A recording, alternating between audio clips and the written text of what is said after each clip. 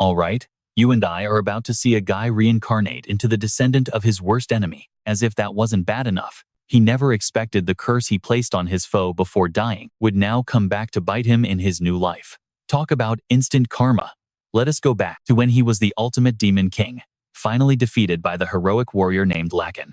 Before falling, Zeon spat out a curse, swearing that Lacan's bloodline would never find a single moment of peace. But he never imagined that this very curse would work so incredibly well on himself. Even though he now owns a grand, majestic castle, the entire interior is literally falling apart at the seams. Rain leaks through the roof, debt is piling up, and collectors knock on his door every single day. In this miserable situation, his only valuable assets are these 3 giant weapon units.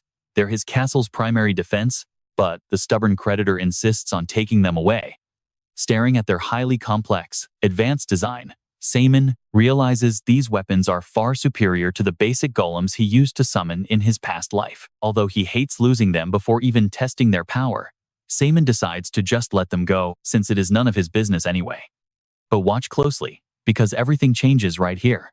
The moment that greedy loan shark tries to seize the sacred magic tower, Zeon explodes with pure, terrifying rage. Floods of old memories rush back, reminding him that this tower is a place no one should ever touch. Turns out, in his youth, Zeon was just an innocent mage deeply in love with a beautiful maid named Katarina, who worked in that very tower. Every day, they would slip away to the rooftop to look at the castle, promising he'd buy it for her once he became a mid-rank mage. He was incredibly confident because he was writing a highly promising thesis on a brand new type of golem. If successful, their dream of a happy life together would finally come true. But that sweet happiness didn't last long, as he never expected his respected elder to steal his devoted research and throw him into a dark dungeon, forced to live among swarms of crawling rats. But soon, the guards spoke. They gossiped about the tragic fate of his girlfriend Katarina, mocking how a wealthy nobleman dragged her away because of her beautiful body, but she ended her own life to protect her purity, which the guards thought was a total waste, as they laughed. And yeah, you and I both know those insults just crossed the line, pushing Zeon to his absolute limit. Biting his thumb until it bled, he silently apologized to Katarina before stepping onto a dark path of blood and endless vengeance. Outside, the 2 guards suddenly noticed an eerie shift in the air as the sewer rats below them went completely silent. Before they could react, the spearman stabbed the nearest rat, causing the poor creature to let out one painful shriek before dying. But suddenly, a glowing 6-pointed star magic circle appeared right on its stomach, emitting a highly dangerous, suffocating aura. The swordsman's eyes widened in sheer panic as he sounded the alarm. He rushed back towards Zeon's cell in a state of emergency. Inside, Zeon was using his own fresh blood to draw a forbidden magic circle on the ground, completely ignoring the guards' frantic screams. "Stop right there. What on earth are you doing?" But the giant array on the floor was already complete. Immediately, a weapon of war was activated. Zeon cried out in grief. "If only I had been stronger, I wouldn't have lost you," slamming his palm down onto the cold floor to release his absolute hatred. Instantly, all the surrounding rats glowed with the exact same magic circle, being sucked into the 6 glowing nodes of the array. Then, a massive underground explosion blew the prison cell apart. The terrified guards could only watch in stunned silence as a giant, horrifying rat golem rose from the dust right behind Zeon. Their faces went pale as they stared at the monstrous beast in absolute dread. With one sweep of its massive arm, the giant rat crushed both guards, launching Zeon's ruthless quest for revenge.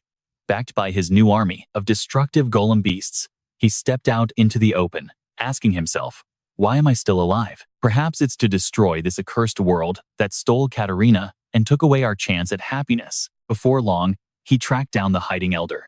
Shaking with terror at the sight of the golem, the elder cried out, "You have gone completely mad. Why would you ally with demons to wield dark magic?" Meanwhile, the cowardly duke who drove Katarina to her death is literally about to wet himself.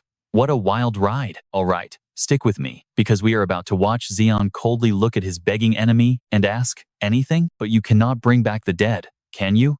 With a wave of his hand, he unleashes a blast of magic that blows them to pieces. A brutal punishment, but also a merciful release from the pain of this miserable world. "I will destroy everything." Facing this absolute disaster, the king of the kingdom himself steps up and bestows the holy sword upon his strongest guard, the hero Lacan, hoping he can save their world from corruption and ruin.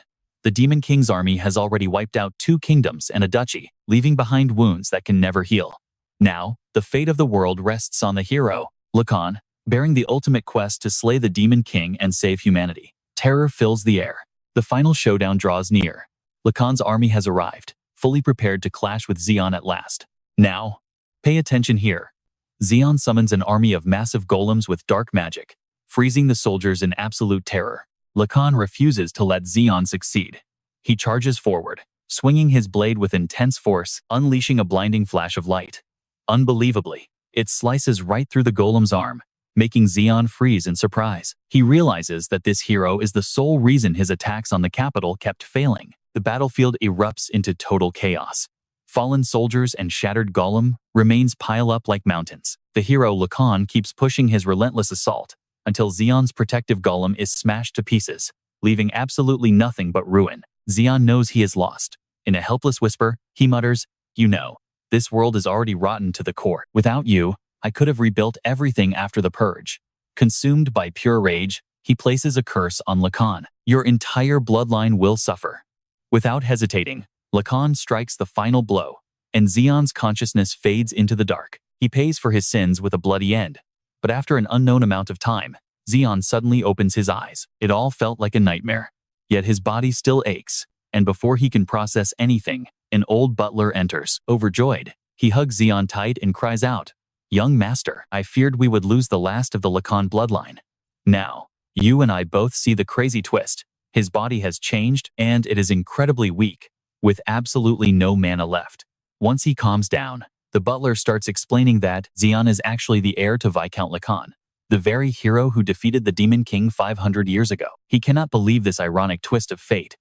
Immediately, he rushes outside, desperate to confirm the truth for himself. Throwing open the balcony doors, the view completely stuns him. Standing in the bright sunlight is a massive golem made of machinery, standing dozens of meters tall. Butler Han explains that this is a titan, a weapon forged by magic. Unlike traditional golems, this machine is designed to be piloted from the inside. It is a perfect fusion of magic and engineering. This makes things very interesting for him. The pilot remains safe from outside threats while fighting, and the titan reacts far faster than a typical remote-controlled golem. It solves every single combat flaw he faced in his past life. So, Zeon decides to use this Lacan guy's entire family fortune to fund his research. Suddenly, a sharp pain strikes, forcing him to his knees. Han frantically mentions a curse that Zeon knew nothing about. Because Lord Lacan defeated the Demon King's army, he was cursed. A dark affliction passed down to him and all his descendants. Zeon relaxes as he recalls his own final words. "Oh, so he was the one who cast that curse." Han speaks of their glorious history, but also warns of a looming threat that the Demon King might return. Armed with dark magic, the hero's descendant must once again rise and risk his life to protect everyone. Zeon slams the book shut, deeply annoyed by the pure nonsense written by some unknown, foolish author. These histories are just made up on a whim. I never cursed anyone. Yet they believed this self-serving excuse for so long. Zeon doubts the story, but accepts that part of the blame lies with him for letting things get this bad. He decides to grab another book, to keep researching the past 500 years. This is his second chance. A dead man cannot face Katarina like this. The world has survived another 500 years. Who knows how much it changed? And what about his former subordinates? Trust me, you and I are going to watch him rewrite this world if they meet again. You and I are jumping right back into this. But the very next morning, Simon drowns his despair in alcohol to escape reality. Finding his loyal subordinates yielded nothing but frustration, and the crushing weight of 500 years having passed finally broke his spirit completely. With every trace of his past gone, his body felt weak, completely drained of magic. "Katarina, I can do nothing in this life," he screamed in absolute despair, only to be cut short by loud shouting coming from outside. A fat merchant was out there demanding 30,000 pesos that the family had borrowed to develop their local mine. Even though Butler Han tried his best to defuse the situation, things were rapidly spiraling completely out of control. As they kept bickering about the massive debt and the family's ruin, Simon could only laugh at the sheer absurdity of it all. Seeing them cornered, Darren, the sleazy merchant, offered a new deal instead of demanding their 3 remaining giants. He smugly declared, "I want the magic tower." Hearing Darren mention the magic tower immediately jolted Simon out of his daze. That was the sacred sanctuary where he once lived with Katerina. Their warmest memory, their actual home. Deep within his soul, a massive wave of anger surged, knowing some lowlife wanted to invade his home, his sanctuary. He roared at them. In 15 days, we will pay you back entirely with interest. Now get the hell out of here. Watch closely as Simon unleashes his true Demon King authority, turning those greedy merchants pale with sheer, suffocating terror. Forced to back down, Darren retreated, though he still spat out some pathetic, empty threats on his way out. Let us see if you can keep that promise. Watching Darren waddle away, Simon sighed in annoyance. These humans never change. But seeing his young master stand up so boldly and make such a grand declaration, Captain Roger was moved to actual tears, crying, I had no idea you cared so deeply about our family honor. That scumbag merchant did not dare utter a single word in the face of your magnificent strength. We truly saw the fiery spirit of your ancestor, the great hero Lacan, within you. Hearing this, a thick vein popped on Simon's forehead as he muttered bitterly to himself. These useless idiots are going to force me to become the Demon King all over again. Back in the library, let us look through the records with Simon, only to find this family is dirt poor. They have zero assets. The estate is completely falling apart, and they do not even have enough food for the commoners. Is this seriously the noble house of a hero who supposedly defeated the Demon King? Why are they so broke? Did you all steal everything? Han immediately defended himself, screaming, No, we would never dare. If you read the family records, you will understand. After the legendary Lacan defeated the Demon King, he was granted the prestigious title of Marquis, along with a massive territory in the south of the kingdom. But when Duke Barrick launched a rebellion against the kingdom, Marquis Lacan stood against him, unable to tolerate such injustice. Unfortunately, the Marquess failed due to the Demon King's curse, and his noble title was stripped away. He was forced to live in exile until he died at the border. Hearing this, everything clicked for Simon. He figured that Lacan never actually intended to build his manor in this wasteland, but had no other choice after being banished. Simon pressed further. But the finances here are a total disaster. How did we sink this low? With a sorrowful face, Han explained that their ancestors desperately wanted to restore their family's former glory. They were willing to throw away absolutely everything they owned just to rebuild their tarnished reputation, but due to the generational curse, all their struggles were completely in vain, leaving this heroic house in total ruins. Han reminisced. Do you remember? You passed out for over half a month because you worked yourself to death just to prove you had the qualities of a hero. Simon walked to the window and asked, So, our current situation is completely hopeless, right? Han bowed, saying, As your butler, I failed to help you. I am truly sorry, but I will do whatever it takes to raise the necessary funds. But Simon smirked with a brand new idea, saying, Do not worry. I have a plan. As he spoke, Simon wore a deeply wicked grin that made Han feel extremely uneasy. Sure enough, Han's worst fears came true when panic erupted across the estate the very next morning. The grand bronze statue of the hero Lacan, their ultimate family treasure, had vanished into thin air. Captain Roger completely lost all his strength, falling straight to his knees in utter, jaw-dropping shock. He could not fathom how their family's foundation just vanished, praying it was all a nightmare, and that is where we leave things today. Stick with me, we are about to watch this old man lose his absolute mind trying to find his missing master. He quickly scans the entire area, desperately searching for any sign of him. But right at that exact moment, a panicked soldier rushes over to deliver some terrible news, shouting that there is massive trouble with the young master who apparently escaped right under their noses. He was badly hurt. Hearing this, all the strength instantly drains out of poor old Han. Collapsing to the ground, he screams out in despair, wondering what insane scheme Zeon is pulling now. As we cut to Zeon, our main character is casually loading a massive statue of the hero Lacan onto a carriage, heading off to who knows where. Sitting right next to the driver is a young companion, looking extremely nervous and stressed out about this whole situation. He turns around to ask, Young Master Zeon, if you do not mind, can I ask you a quick question? Zeon casually takes a massive swig of wine from his bottle, shrugs, and says, Sure, go ahead. But wait, who are you? That brutally honest question makes the poor guy look even more awkward and deeply embarrassed. He forced an awkward smile, asking, Did you forget me? I am Philip, the guy who is supposed to serve as your loyal guardian knight.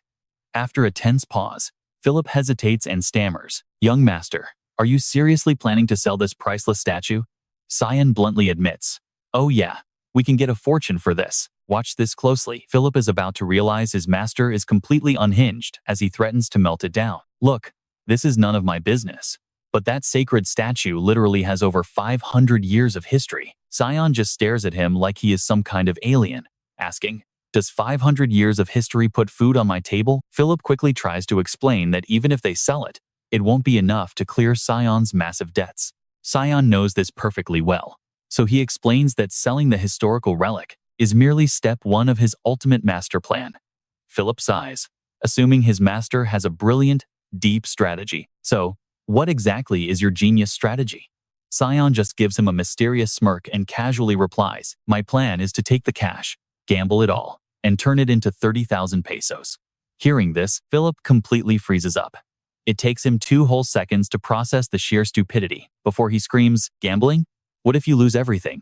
Annoyed, Zeon snaps back, why are you tagging along just to lecture me like a parent? You are so annoying. Philip yells back, but you literally dragged me out of bed at the crack of dawn. If I knew this was the plan, I would have stayed home. Let's pause for a second. You can practically see the exact moment this poor guy realizes he is doomed. If old Han finds out Philip helped the young master sell the statue, his life is practically over. Terrified, Philip tries to salvage the situation, begging, why don't we just go back, apologize, and come up with a normal plan? Hearing this, Zeon stares at him like he is an absolute idiot. If we go back, we have to explain why we stole the statue. And telling them we need gambling money? Yeah, they will definitely kick me out of the family forever if we go back empty-handed right now. Wait, really? Philip gasps. Zeon just gives a smug grin. Nah. Actually, they probably won't do that to me, because I am the young master, meaning you are the only one getting thrown out. Zeon smirks, staring deeply at him. That realization makes Philip shake uncontrollably, because he knows it is true. Seeing his sheer terror, Zeon just bursts out laughing. You need to decide what is better for you. Do you want to be a penniless beggar on the streets? Or a glorious hero? Make your choice. With that, Zeon locks eyes with Philip, giving him a deeply sinister, plotting look. He patiently waits for his partner's answer. Unsurprisingly, our poor knight has no choice but to accept his cruel fate. He slowly nods, completely defeated.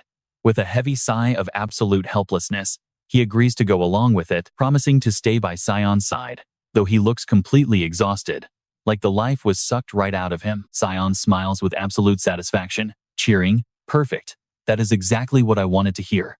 Let's get going. As Zeon happily sips his wine, Philip glares at his relaxed face, screaming in pure despair on the inside that he hates his guts. He heard rumors that Zeon's personality changed after waking from his coma, but this is ridiculous. At his core, the guy is still a total monster, disguised in human skin. A tiger never changes its stripes. Sometime later, the scene shifts over to a bustling, crowded harbor dock, where they depart in 5 minutes. And trust me, you and I are going to want to see what happens next. Let's dive into a world where a legendary figure hides in plain sight.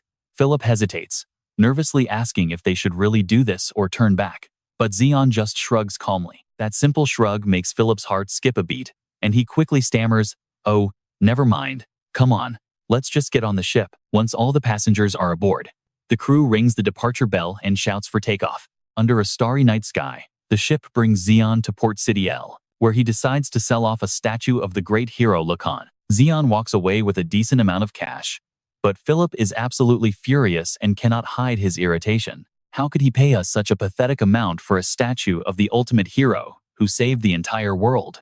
The buyer coldly fires back that paying any more would bankrupt him, but Zeon has zero time for pointless arguments. He quickly steps in, telling Philip to lead the way, though Philip still grumbles about the unfair deal. He complains we could have gotten way more if you had just spoken up, but Zeon simply sighs with total indifference. Just let it go, that is plenty. Looking around, Zeon notices how much this place has transformed over the years. Pay attention here. Philip stares in surprise, asking if he has actually visited this city before. Memories flash back as Zeon replies, yeah, briefly, but this place looked completely different back in the day. People could not even visit easily because of the giant kraken guarding it. But wow, 500 years have already passed. Hearing this makes Philip explode with excitement, asking if it is really true while thanking his young master. His last visit was ages ago, and today, this place has evolved into the second largest city of the entire empire. Even with the kraken and sea monsters lurking, advances in magic engineering and weaponry have turned it into a booming metropolis, especially the high-stakes gambling dens, making Philip look at Zeon with deep worry in his eyes. Zeon responds that if they lacked confidence, they would not have even come here. Soon, they stand before a majestic, towering palace. Its blinding, luxurious lights would make any poor man go blind, but Zeon just nods in satisfaction. He declares it is time to go inside. But Philip's weak heart cannot handle the overwhelming luxury of the place. Shaking, he asks for a moment to prepare himself, wondering how on earth Zeon can remain so calm and unfazed. He asks if Zeon has a secret trick to win, but Zeon confidently replies that winning is just pure luck. However, keeping your composure is the real key. Sadly, reality hits hard the moment they step inside to play a hand. It seems Zeon's philosophy is not working out at all, and Philip groans in despair that this is going horribly. Across the table, a smug, brown-haired guy laughs loudly, celebrating another win and asking if they want to keep playing. He scoops the gold coins to his side, gloating about his lucky day, but Zeon just dismisses it casually. You and I both know Zeon is bluffing, but the smug winner just laughs, calling him incredibly generous. He says it is an honor to play with such a fine master, but notes that they are completely out of gold. He mockingly asks if they should end the game right here, casting a cold, patronizing look at Zeon's last few remaining coins. His tone drips with pure sarcasm and contempt. But after losing so many rounds, Zeon refuses to back down so easily. Without a moment's hesitation, he turns around to face Philip. He insists they cannot quit now, demanding that Philip immediately exchange their entire remaining fortune into chips. Philip's face instantly drops, turning dark with dread, as he desperately warns him that this is a terrible idea. Before Philip can even finish explaining how bad it would be to lose, Zeon snaps in anger, cutting him off. He furiously orders him to fetch the money right now, while the smug opponent watches his desperate outburst. The guy cannot help but snicker, thinking this idiot has lost his mind and that luck is truly on his side. Once Philip returns with the coins, Zeon decides to bet every single cent on the very next round. He boldly declares that he is going all in, a reckless move that immediately sends Philip into a crying fit. He weeps in total despair, crying out that their entire family estate is officially ruined. The brown-haired gambler pretends to show concern, though a mocking smirk is hidden beneath his polite facade. He asks Zeon if risking everything on one single turn is wise, but Zeon remains totally unbothered. He coldly replies that worrying won't change the outcome, prompting the brown-haired man to nod. He signals the girl behind him, saying he is impressed and that it is time to reveal their cards. Calmly flipping his hand over, he reveals 3 8s, hitting a perfect set, and cheers in absolute triumph at his luck. He claims the goddess of luck is on his side as he scoops up the coins. But trust me, you and I are about to see a massive twist. Stick with me. We're starting right as this smug cheater reaches for our main character's hard-earned money. Zeon shuts him down instantly, saying, "Hold on there, you still need to take a look at my cards first. Look at that, I actually have these." Zeon reveals his hand, completely catching the brown-haired guy off guard. He pulled the absolute strongest hand in the game, a royal flush. The brown-haired guy goes completely pale, staring in absolute disbelief. He stutters, "That's impossible." In response, Zeon just smiles brightly, saying, "Surprises are the best part of gambling. This really was a fun match." And right then, Philip's tears turn from pure terror to absolute joy. He emotionally declares his total faith in Zeon. He put his entire trust in him. But our brown-haired villain? He absolutely cannot accept this defeat. He slams his hands down, points right at Zeon's face, and screams, "No way! What kind of cheap trick did you use?" Zeon's expression turns ice cold as he mocks. "A trick, you say? Are you talking about how your guys behind me were trying to leak my hand?" The brown-haired guy glares, utterly clueless as to how Zeon could have figured that out. Now pay attention to his panic. Zeon knew this guy was way too overconfident with his henchmen nearby. Zeon noticed them secretly signaling each other. But how did the villain fall into a trap himself? Simple. He marked the cards, which actually allowed Zeon to track and manipulate them effortlessly. Plus, with his experience commanding a massive golem army, swapping some cards was a walk in the park. Done playing around, Zeon cheerfully reminds him, "Just accept your loss already." Across the table, the leader shivers with absolute rage, glancing at his crew before growling a dark warning. "Our business for today ends right here." He orders the angry mob to teach our main character a brutal lesson in manners. They instantly surround them, eyes full of cold bloodlust, while drawing sharp blades. Yet, despite this incredibly dangerous situation, Zeon doesn't flinch, thinking, these bastards are all the exact same. Even if he lacks his original magic, taking down a bunch of brainless thugs is barely a warm-up. He delivers a cold provocation. Bring it on. While channeling his magic directly into his right hand, suddenly, the thugs charge forward like a pack of rabid dogs. But before our main character can even unleash his power, Philip leaps ahead, using master-level swordsmanship to slash through the entire crowd. He roars, "You dare draw weapons against the sole heir of the Lacan family? You've chosen death." As those words echo, Zeon immediately spins around, throwing a razor-sharp glare directly at the terrified leader. A freezing shiver runs the man's spine as absolute dread completely takes over his body. Shaking like a leaf with a sharp blade pressed to his neck, he desperately stutters for his life. His voice cracks with pure terror, begging for forgiveness for his unforgivable sins. Philip screams in pure fury, his voice echoing with raw rage. "Shut up, you piece of trash. You actually tried to hurt my master?" Meanwhile, Zeon watches closely and realizes Philip is actually highly skilled, proving he might not be as useless as he originally thought. Let's skip ahead to the next morning, where we see Philip carrying a massive, heavy sack of money. He cheers, "Man, this is heavy. There must be over 10,000 pesos here." Zeon calmly nods in agreement, then he looks at Philip. He originally thought he was just a thug, but his talent is incredible. His raw talent completely exceeded all of his expectations. Today's profit was great, but after causing such a massive and chaotic scene, he knew they wouldn't be able to easily step foot into any other local casinos anytime soon. Needing another 20,000 pesos to pay back Darren, Zeon decides to look for alternative options. He asks Philip if there are other ways to secure cash outside of casinos, prompting him to think. Trying to recall any high-paying opportunities, he suddenly snaps his fingers and shouts out in excitement, "Why don't we try visiting the giant arena?" Zeon asks, "The giant arena?" Since Philip knows his master lost his memory, he carefully explains, "Yes, it is just like ancient colosseums, where warriors fought for glory, except now giants are the ones competing. The betting odds change per match, but with some luck, you can make 30,000 pesos. Believe me, you and I are in for an epic show next." Alright, you and I are about to watch a crazy bet unfold, because after seeing Luke's insane power, Philip's gambling instinct is surging.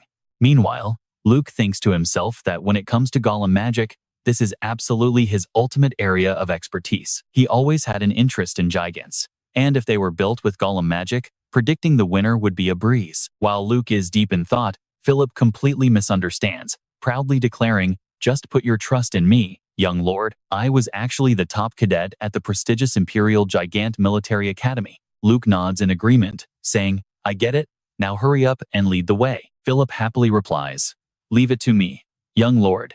He then quickly runs ahead to guide his master. But after walking for just a moment, a furious shouting echoing through the air suddenly catches their full attention. "You worthless trash. I told you not to come here. I ordered you to stay in your own designated area. Are you only going to listen after you die?" One of the guards yells out in absolute rage, while his heavy boots repeatedly stomp on the poor, helpless children huddled on the cold ground. Watching this play out, even Philip cannot stand it anymore, crying out in shock, "Oh my God.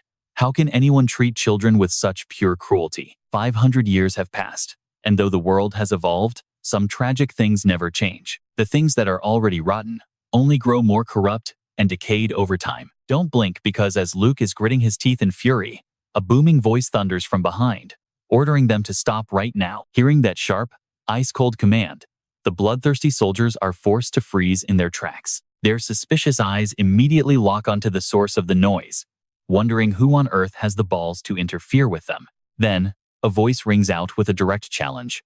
"Aren't you supposed to be royal guards protecting the common citizens? Yet why are you low-life scum acting like complete thugs toward these totally innocent and helpless children? Is it only you high nobles who qualify as citizens, while these poor kids don't deserve any protection at all?" That bold voice belongs to a noble lady radiating an incredible aura. When Luke catches a glimpse of her beautiful face, we're about to uncover a massive secret here, because as he stops, remembering the name Katerina, the guards also recognize her noble status. They nervously mutter back that even if she is a princess, she can't just change the rules here. This is the Count's order. They add that everyone is terrified of these refugees, treating them like a spreading plague, calling them destructive pests. Instantly, the lady fires back fiercely, asking if locking human beings up like mere animals in an unlivable wasteland is actually right. These innocent children have already lost their homes and families. If they are truly guilty of a crime, she declares she will be the first one to punish them. Because before becoming the Princess of Volga, she was also a refugee searching for shelter. Her words carry absolute authority, but her sharp, undeniable logic only gives the frustrated guards a massive headache. One of them sighs heavily, saying, "Princess, if you keep this up, you'll only bring trouble upon yourself. We don't want to do this either, but it's the Count's command." As they speak, both soldiers sigh deeply, showing their complete powerlessness. Meanwhile, Philip stands nearby, highly entertained by the unfolding drama, and turns to ask Luke if things are getting too tense and might go south. Luke instantly shoots a question back, asking if he knows who that girl is. Philip nods confidently, saying she is actually very famous in the Volga kingdom. Even as a princess, she never cared about the opinion of other nobles. Rumor has it her kingdom has fallen, but he never expected to run into Princess Reina in a dump like this. Watching her closely, Luke becomes absolutely sure of his suspicion. He mutters, "Reina? Could she really be Katerina? There's no way I'm mistaken, but how does she look exactly the same?" Meanwhile, a soldier sees Princess Reina reaching out to help the refugee kids and immediately rushes over, grabbing her wrist tightly while speaking in a mocking, condescending tone. "Princess Reina, forgive me, but we can't allow this, or we'll be the ones facing punishment." With that, he violently drags her to the side, while the other soldier seizes the chance to grab the poor children. The furious princess screams at them, asking what kind of ridiculous stunt they're pulling. But her interference only pushes the soldier past his absolute limit. He grits his teeth, growling, "Stop getting in our way." He lets out a loud roar, making Princess Reina flinch in terror. In a split-second reflex, Luke's eyes widen as he charges at the raging guard, yelling, "Get your filthy hands off her, and trust me, you and I are about to love seeing his heavy, robotic fist smash straight into the guard's face." All right, let's jump right into the action, as Zeon absolutely obliterates a corrupt guard's face, blood spraying everywhere while he thinks to himself that no matter how much time passes or how the world changes, trash like this will always exist in every single era, and they never seem to learn. With every brutal fist Zeon delivers, several teeth from the guard fly straight out of his mouth. Eventually, even Princess Jenna can't bear to watch any longer, quickly rushing forward and pulling his arm to stop him. With a trembling voice, she begs him, "Please stop. There is absolutely no need to go this far for me." Hearing her plea, Zeon hesitates for a second, but right then, another guard draws his sword and charges at Zeon from behind, snarling, "You fool! How dare you attack the royal guard? You clearly don't fear royal law." But he forgot one major detail. Standing right next to Zeon is his loyal bodyguard, Philip. With a sarcastic smirk, Philip mockingly responds, "Royal law? Huh? Is that really more important than actual human lives?" With those words, he rests his blade right against the guard's neck, a clear warning that stops the man from making any more stupid moves. Finally, defeated, he has to drag his bloody comrade away. But before leaving, he spits out a pathetic threat. "You will pay for this. Now, pay attention here." Philip instantly senses the massive trouble headed their way, so he turns to Zeon and warns, "This is no time for the giant arena. We need to get out of here right now."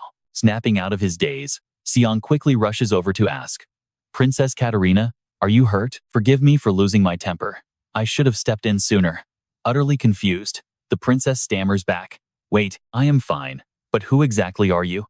Hearing those words, Zeon is left completely speechless, asking, "What do you mean?" He takes a step closer, but this sudden movement only triggers Jenna's panic and suspicion. "Stay away from me." Noticing her fear, Zeon stops instantly and scrambles to explain, "Oh, right, you must not recognize me because I look different now. Let me explain everything." But Jenna remains completely on guard, even lashing out, "No need. How are you any different from those guards who abuse children? Besides, you have mistaken me for someone else. My name is Jenna, not Katerina." Watching from behind, Philip realizes his young master is acting super weird and rushes in to save the day. Oh boy, you might think this is awkward, but Philip quickly steps in to explain his master's weird behavior, trying to clear up the confusion. Philip scratches his head sheepishly, trying to diffuse the tension while Zeon desperately struggles to calm his racing emotions. He tells himself that while finding her would be amazing, he cannot let this deep loneliness swallow him up again, even though he knows she is never coming back. They just look so identical, making him feel incredibly vulnerable. As Zeon stares at the princess, A middle-aged man suddenly bursts onto the scene, calling out Jenna's name in a panic. Princess, what are you doing out here? I told you that you have an extremely important schedule today. Do you have any idea how long I have been searching? This man is Jenna's butler, Victor. Seeing him arrive, Jenna steps aside and says, "Oh, Victor. Well, the thing is," but before she can finish, Victor frowns and cuts her off. "Don't tell me you got into another fight with those guards again?" He pauses, eyeing the two uninvited strangers suspiciously, demanding, "Who are they? This is our first time meeting, and since things are currently very tense around here, it is best if you stay away from the princess." Victor's cold warning makes Zeon let out a sarcastic laugh. "Ha, how completely ridiculous. Even though I got confused and made things a bit more complicated, didn't I actually end up saving her life? I don't expect a massive reward or anything, but a simple thank you would have been nice." With that, Zeon turns and walks away. Once they disappear, Victor tells Jenna, "We should get going too." "Oh, all right," Jenna replies. But deep down, she suddenly realizes, "I never got to thank him." A bit later, our scene shifts to a massive, circular coliseum, which is the exact giant arena that Philip mentioned earlier. Inside, two hyper-announcers are loud and proud, shouting with pure excitement. Absolutely no giant is willing to back down in this intense battle. "Everyone, keep your eyes on the ring," Zeon mutters. "Well, things are finally starting to get interesting." Just as he speaks, a giant wielding a massive axe delivers a devastating blow, sending his opponent flying into the dirt. Seeing the outcome, the announcer instantly screams over the microphone with pure excitement, and that's where we leave it today with Odd on winning, and you and I can hear the crowd going absolutely wild. All right, you and I are jumping right into a wild ride where Philip and his young master just secured a massive payday. "Oh, young master, you got it right again. If this keeps up, we will pay off our debts and get filthy rich in no time." He beams with pure excitement, but Zeon has other things on his mind. Beyond the money, he is studying the golem structures. With his sharp eyes, Zeon tracks the glowing mana pathways, pulsing deep inside their heavy metal bodies. It is simple. By reading the magical flow of these giants, I can easily figure out who is going to win. Just by watching those mana circuits, Zeon mutters quietly to himself. Philip turns his focus back to the announcers, who congratulate the victor before quickly hyping up the next massive showdown. This next fight is going to be a bloodbath. Prepare yourselves for Savage versus Sting, they shout to the crowd. Hearing their words, Philip instantly scoffs, confident that the outcome of this match is already a done deal. How could Sting, with only 1 win and 5 losses, ever beat Savage, who boasts 28 wins and only 2 losses? Zeon nods, agreeing that while upsets can happen in the arena, this one looks absolutely hopeless for underdog Sting. Both of them watch the arena floor as the two mechanical combatants enter to greet the roaring crowd. "Ladies and gentlemen, check out those massive twin axes. They have never let a single giant golem survive. And here is Savage, the dual axe killer piloted by Brian." The announcer keeps the hype going, introducing Savage's opponent as Sting, a fighter who pulled off a shocking, unexpected victory in their previous match. Philip turns to Zeon, but after studying both competitors, Zeon's eyes suddenly light up with intense excitement. "Oh, Philip, go ahead and bet every single coin we have on Sting." Hearing this, Philip breaks into a cold sweat, panicking completely. "What are you saying, Master? You want to bet on Sting? Savage is a guaranteed win." But Zeon keeps his eyes locked onto the underdog golem, muttering to himself, "Could the real winner actually surprise us this time?" Then, the two giant metal beasts charge, their weapons colliding with an earth-shattering explosion. The crowd is stunned by Sting's incredible defense, watching the underdog block every single relentless attack from Savage. The announcer screams, "Unbelievable. Sting is completely tearing up the script and shattering everyone's expectations." Seeing his attacks blocked, Savage bursts out laughing. "Aha, I thought you were just a useless rookie, but you actually have some skill. Still, this is nowhere near enough to satisfy me." Savage roars, his metallic voice sounding like a wild beast. He swings his giant twin axes with brutal force, carving a fiery X-shaped slash straight towards Sting's golem. The pure, raw impact sends Sting flying backward, crashing like thunder as massive clouds of dust explode into the air. Witnessing this terrifying strike, Philip panics. The sweet hope of winning their hard-earned cash evaporates in an instant, replaced by the suffocating fear of total ruin.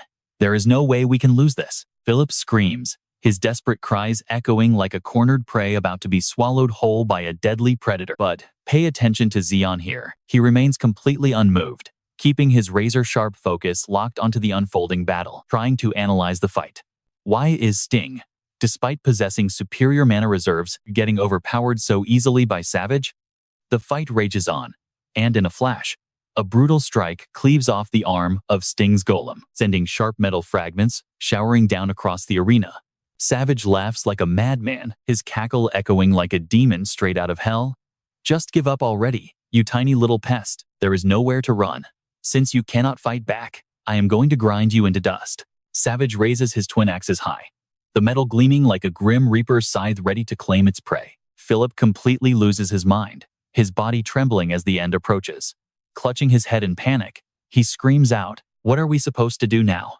We are going to lose everything." Zeon completely ignores the crying next to him, his intense gaze remaining fixed on the chaotic action down below. You and I both know what is coming. But watch Sting's body right here. The golem suddenly crackles with bright blue electricity, writhing like venomous snakes in a truly bizarre spectacle. Simultaneously, the twin axes slam into the ground, creating a massive crater, as blinding clouds of dust swallow the arena. But as the smoke clears, Savage stares around in absolute confusion, realizing that his opponent is nowhere to be found. Sting is soaring high up into the air like a hunting hawk, completely out of Savage's reach. Did you know that in these arena matches, we can actually adjust our bets until the final 30 seconds? Let's jump in as Savage mutters in sheer panic. Too bad that time has passed. I cannot pay you back, eyes full of terror. Right then, a massive, blazing magic circle suddenly erupts right in front of Jin. Ancient runes shine and glow brilliantly, forming a massive, volcanic pillar of fire that rushes straight toward Savage with unbelievable speed, instantly burning his giant golem to ashes in the blink of an eye, causing it to crash down with a thunderous roar. Everything happened so fast and out of nowhere, leaving the entire arena dead silent before it explodes in pure, shocking disbelief. What is even happening? Today, we are all witnessing an absolutely unprecedented event in the arena history. Our very own hero has defeated everyone, defying 20-to-1 odds, using his absolutely incredible and unique magic skills. His name is Jin. The announcer screams in pure excitement, his voice echoing throughout the massive arena, declaring Jin victorious. Philip is losing his mind, jumping like a little kid with tears of pure joy. We won! Oh my god! I cannot believe my eyes. Pay attention here because Zeon is completely frozen watching Jin use magic, mouth wide open in utter shock. Did he really just use magic? No way, Zeon stammers, his voice trembling in disbelief. Philip quickly explains that Knight Jin Karen is definitely a rune knight, so using magic is actually nothing unusual. Maybe he hid his true strength just to boost his odds in this match. Zeon frowns deeply, another thought flashing through his mind. No, that is not it. The key is the basic theory behind channeling magic through weapons, because that is a technique I developed myself. That method is impossible to copy no matter how much time passes, because I perfected the process, using dark magic. Zeon mutters to himself, feeling highly suspicious. Meanwhile, time passes quickly, shifting to an old mechanical workshop that looks like a giant arena. Philip is walking alongside, grumbling nonstop. Why do you even want to come here? We should head back immediately. Zeon is deep in thought, and Philip's whining is getting extremely annoying. He snaps, "Shut up. I am busy thinking. How can you help?" Suddenly, an old voice rings out, catching their attention.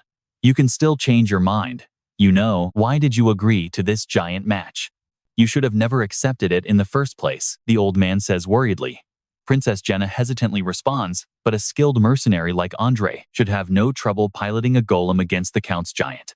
Let's pause and listen to this heated argument. Philip's eyes widen as he mutters, "Oh, so we meet Princess Jenna again? It seems they are in deep trouble," he whispers, listening closely. Meanwhile, the old butler Victor tries desperately to convince the princess, "Princess, why did you agree to such a meaningless match? If you end up losing, you must marry that despicable Count. This is a huge deal. But I have thought this through. Without doing this, countless refugees will starve. This is the only way left to save them."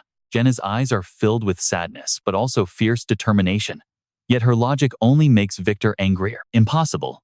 How is throwing away your entire future ever the right choice? With that heavily worn-out golem, you will definitely lose. You want to protect those refugees, but what about your own life? Why can't you protect yourself? Victor yells in pure frustration, standing nearby, Zeon hears the whole story and slowly starts to piece it all together, but he has no interest in wasting time on other people's business. He turns away. Let's go. Philip, our business here is done. Let's head back. Understood. Philip quickly replies, keeping pace with Zeon. Walking away, Zeon reminds himself that she is not Katarina, and he has no reason to get involved. He picks up his pace, wanting to escape this mess immediately. Yes, she is definitely not Katarina, and we do not need to intervene. Trust me. We both know he is not getting away that easily. Suddenly, a youthful voice from behind makes him stop cold, saying, yes, you are literally selling yourself out, princess. That count is a heartless monster who will do absolutely anything to get what he wants. He has threatened many refugees before, and without you, they would all be in grave, immediate danger. If you do not modify the golem's core structure, it won't function because the massive difference in specifications between it and the count's golem is too vast. You should really listen to your butler's wise advice. Step into this story with me, where a young mechanic with bright orange hair and matching work clothes suddenly speaks up, revealing his talent as an expert mechanic. Jenna listens in silence, as if fully understanding the message the young craftsman is trying to convey. She says, I know that, but I cannot give up. If I fail without trying my best, who will protect the weak then? Jenna sobbed, her tears falling uncontrollably. Suddenly, for some mysterious and unspoken reason, Zeon turns back, walking toward the group to offer help. Can I take a look at that golem? I think it might still work. But as soon as those words leave his mouth, Victor's suspicious glare immediately rejects his kindness. The old man even draws his sword, preparing for the absolute worst. Princess, step back. This convenient coincidence is far too suspicious. They might be the deadly assassins sent by that wicked count. Zeon is thoroughly annoyed that his genuine offer to help is met with nothing but suspicion and hostility. You are incredibly annoying, he growls, his irritation growing. Fortunately for them, Philip notices the rising tension and quickly steps in to explain, laughing nervously as he says, please lower your weapon. This is Duke Lacan, the 10th descendant of the legendary Lacan family, and our current lord. Even after hearing this, Victor refuses to let his guard down.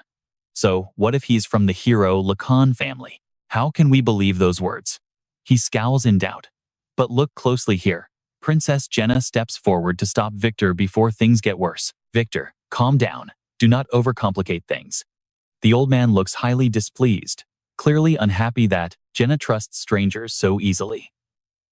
Ignoring his protests, the princess turns to Zeon and softly speaks. I apologize for my guard's behavior. It seems you overheard our conversation earlier. I am embarrassed to admit it, but we are completely out of options.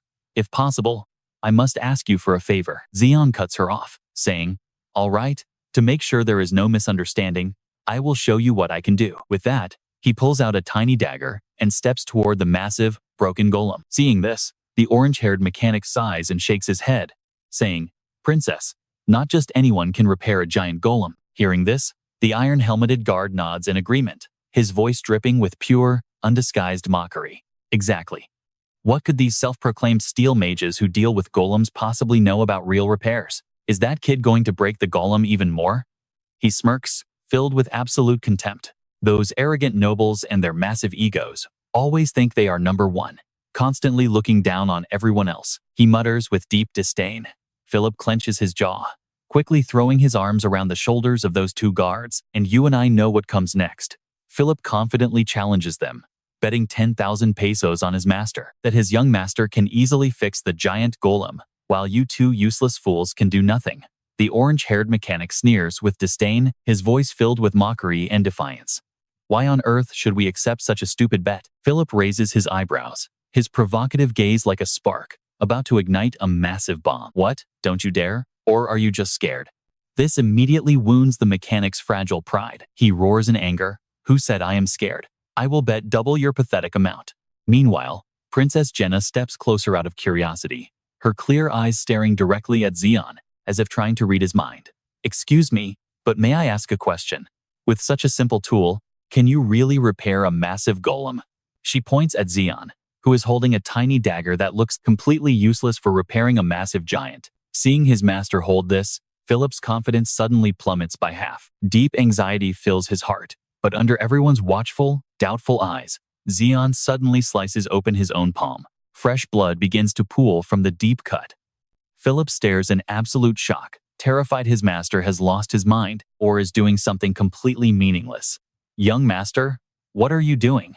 he asks, his voice trembling with worry. Hearing his assistant's panicked shouts, Zeon feels annoyed, wanting nothing more than some peace and quiet. "Quiet down, Philip, and just watch." With that, he gently places his bloodied hand onto the giant machine. In an instant, Zeon unleashes a strange, dark magic as waves of ominous energy erupt all around them. He commands, "Revive."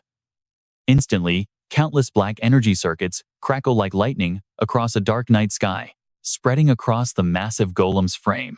The circuits glow brilliantly, as if it is truly rising from the dead, reflected in the shocked eyes of everyone watching. And trust me, we are about to see something even wilder. All right, stick with me. A memory from 500 years ago flashes in Zeon's mind right after his golem army crushes the castle invaders.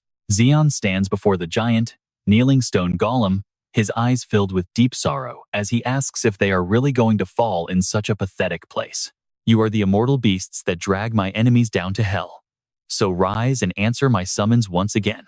Zeon begins casting his dark magic once more as pitch-black energy erupts, wrapping the entire area in a cold, eerie darkness. As the dark energy touches the golems, their eyes glow with an eerie light, and they begin to stand back up. Every wound on their massive bodies heals instantly, as if they never felt any pain, bringing us right back to reality once more. Zeon successfully revives the giant golem standing before him using his dark magic, making Philip shout out loud in pure, ecstatic joy. Practically jumping up and down, he screams that the young master would absolutely never let him down. The orange-haired mechanic and his partner drop to their knees, as if they just witnessed a mind-blowing miracle, something they never could have imagined. "Now, watch this," he just stammers out in absolute disbelief. His face is pale like he is trapped in a nightmare, while Jenna and Victor stand there completely frozen in shock. It is unreal. He actually did it. The golem is moving again. But how on earth is this even possible? Victor glares at Zeon with suspicion, his mind racing with questions, realizing he has never heard of this kind of magic before. He has never seen such a miracle in his entire life. This continent, no, this whole world, is going to be shaken by this historic moment, he thinks, his mind spinning with pure confusion. With his task finished, the entire scene feels like a dream. As Zeon calmly nods and walks toward the group, looking totally unfazed, Philip immediately rushes over, unable to hide his pure excitement as he showers his master with praise. Calling him an absolute genius, Philip claims his master could probably turn a random pebble on the ground into a massive dragon. Meanwhile, the orange-haired mechanic refuses to accept the truth and points his finger straight at Zeon with pure anger, screaming that this is definitely a scam. He yells that this mysterious kid must have used some kind of forbidden dark magic to trick them all, grinding his teeth in pure jealousy and rage. Hearing those insults, Philip instantly grips his sword, ready to teach these two fools a very painful lesson. How dare they accuse the sole heir of the noble Lacan family of practicing some forbidden dark magic? The orange-haired mechanic stammers in fear under Philip's intense glare, but he still thinks it looks highly suspicious. Knowing that nasty rumors would spread if he stayed quiet, Zeon decides to step in and makes up a quick excuse to explain the situation, claiming it is actually a secret magic technique passed down through his noble family, which has been kept hidden for nearly 500 years. So it makes perfect sense that nobody has heard of it. The two mechanics are still highly skeptical and refuse to buy his story, wondering what kind of family secret of swordsmen would possess magic like that. But Princess Jenna is far too sharp and realizes he simply has his own secrets. You and I both know she's smart enough to let it go, realizing some secrets are best left untouched. So she quickly steps in to stop the argument, saying it doesn't matter even if it really was dark magic, because he saved so many innocent lives, which is the only thing that truly matters, before admitting she has no idea how to repay his incredible kindness.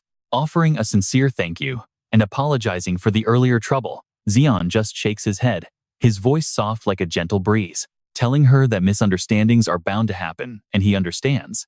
Jenna gently steps closer, while pulling out a soft handkerchief from her pocket, to gently wipe away the blood on Zeon's hand, insisting that since he got hurt because of her, she should at least care for him. This sweet gesture actually touches Zeon a bit, but he does not stop her, telling her to go ahead if it puts her mind at ease. Just when everything seems perfectly fine, a massive new crisis suddenly strikes out of nowhere. A terrified servant runs over to deliver some urgent news to Princess Jenna, his face pale with anxiety. screaming that there is a massive emergency.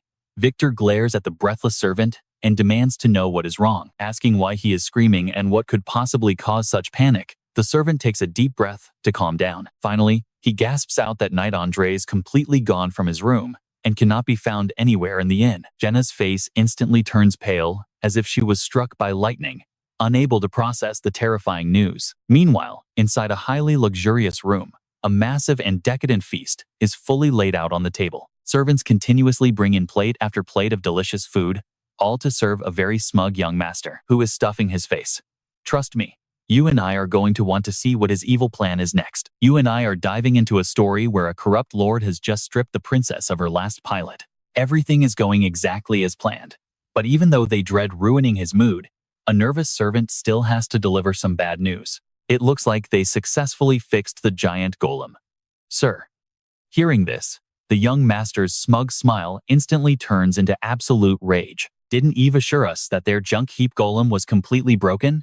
He growls, his voice dripping with venom. This arrogant blonde is Count Mona of Elmia, a ruthless and deeply ambitious ruler who always gets his way. After kicking his subordinate out, he glares furiously at the remaining servants. I have lost my appetite. Is there absolutely nothing else to eat? There is nothing else, my lord. A servant stammers in terror. He knows better than to offer any excuses to this monster. Not until Princess Jenna belongs entirely to me.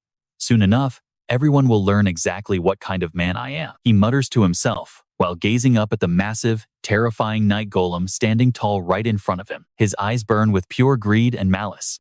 Fast forward a bit, and the high-stakes duel between Jenna and Mona is finally here. Since this is a massive public showdown, eager crowds have already packed the grand arena to witness the action. Before the fight kicks off, the announcers hype up the crowd by breaking down the incredible track records of both contenders. And of course, the main event features Princess Jenna's mysterious golem named Mia, going head-to-head with Alice, Elmia's ultimate champion who boasts 78 spectacular victories, with 0 defeats. Watch closely. We are about to see if Mia can actually survive. Against this undefeated monster, tension in the stadium reaches a boiling point, leaving the entire audience holding their breath in anticipation. But Mia is nowhere to be seen, making the crowd grow restless. The host, sounding deeply skeptical, starts asking tough questions. He wonders aloud if Jenna's team simply forfeited this deadly match, sending shockwaves through the rowdy audience. Angry jeers and insults erupt from the stands, with people shouting things like, "Did you cowards run away in fear? Give us our hard-earned money back." The crowd's fury is reaching a dangerous peak. Meanwhile, behind the scenes, Count Mona watches everything quietly from his private balcony, a wicked, triumphant smirk spreading slowly across his face. You forfeit because you have no pilot left. This is exactly why Jenna should have accepted my marriage proposal, and I will show you what happens when you dare insult my pride. But let's rewind a bit to when Zeon's party first discovered their star knight had vanished. Andre was gone. One of them panicked, asking, "Where on earth did Andre go? He is nowhere to be found." It looks like Count Mona played us all. The attendants are completely devastated, but the loyal butler, Victor, still refuses to believe that Andre would actually betray them, shouting in disbelief, "Are you seriously telling me he turned traitor?" The young messenger stammers, explaining that a witness saw Andre entering the Count's mansion under the cover of night. Though he hates to admit it, Victor has to accept the bitter truth, cursing, "Damn it. Even if he did not betray us, the power difference between the golems was already too massive anyway. How could he be so cowardly?" Meanwhile, Princess Jenna is trembling with fear. But check this out. Our protagonist, Zeon, steps up to save the day. "If you do not fight, you will be forced to marry that creep. Right? If you do not mind, I can pilot for you."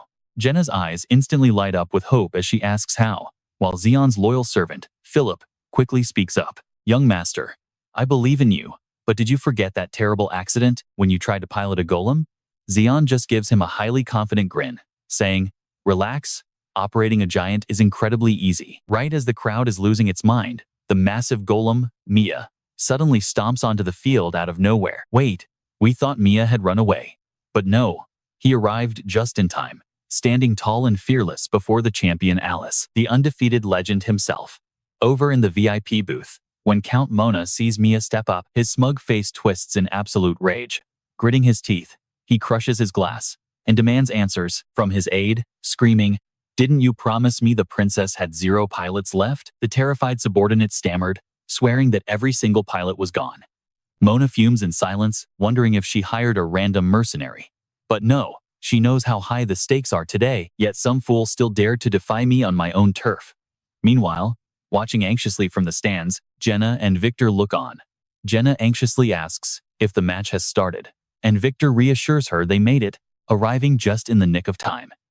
The princess sighs with relief, but she still worries about their chances. The power gap is just insane, but you and I will have to see if Zeon can pull off a miracle. Trust me, you and I are about to watch the ultimate underdog battle as Jenna stares in shock at the giant, while Han assures her everything will be fine. He might look clueless, but that guy has some seriously lethal skills.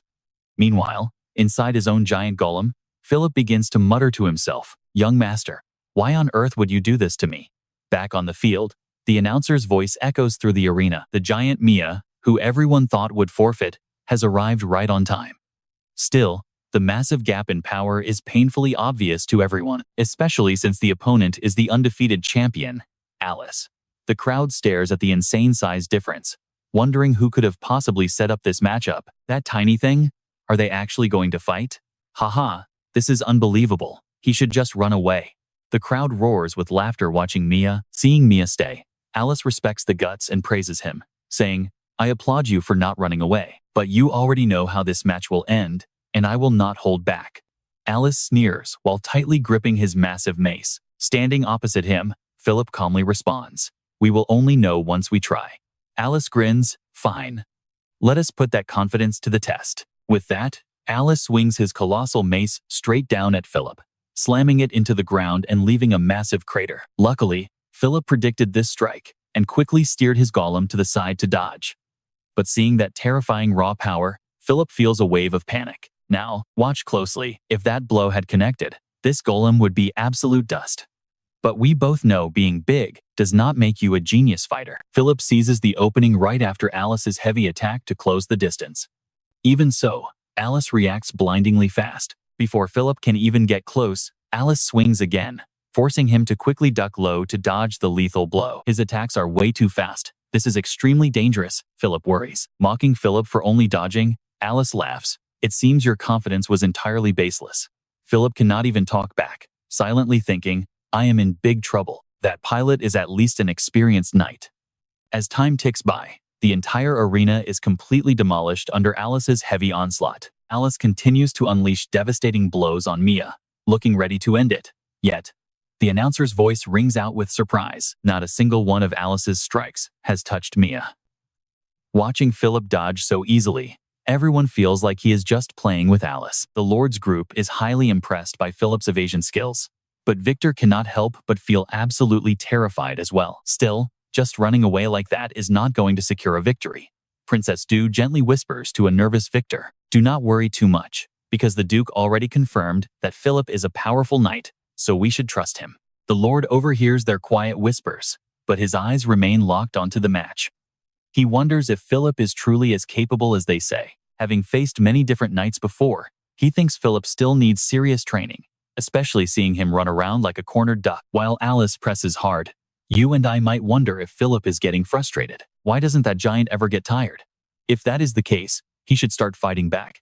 Philip turns his golem around, taking advantage of the brief second before Alice can react. He swings his sword directly at his opponent, but that strike does not leave even a single scratch on Alice's thick armor, only making him completely furious.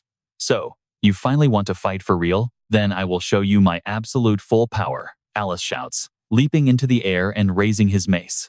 The commentators scream in shock. This is the champion's ultimate finishing blow. Can Mia dodge this in time? Staring at the terrifying attack heading straight for him, Philip can only manage a forced smile, looking like he has already accepted that there is absolutely no surviving this situation. A massive explosion shakes the arena, kicking up dense dust. But as the smoke begins to clear, Alice's voice gasps in complete shock. "Unbelievable. I cannot believe you managed to dodge that."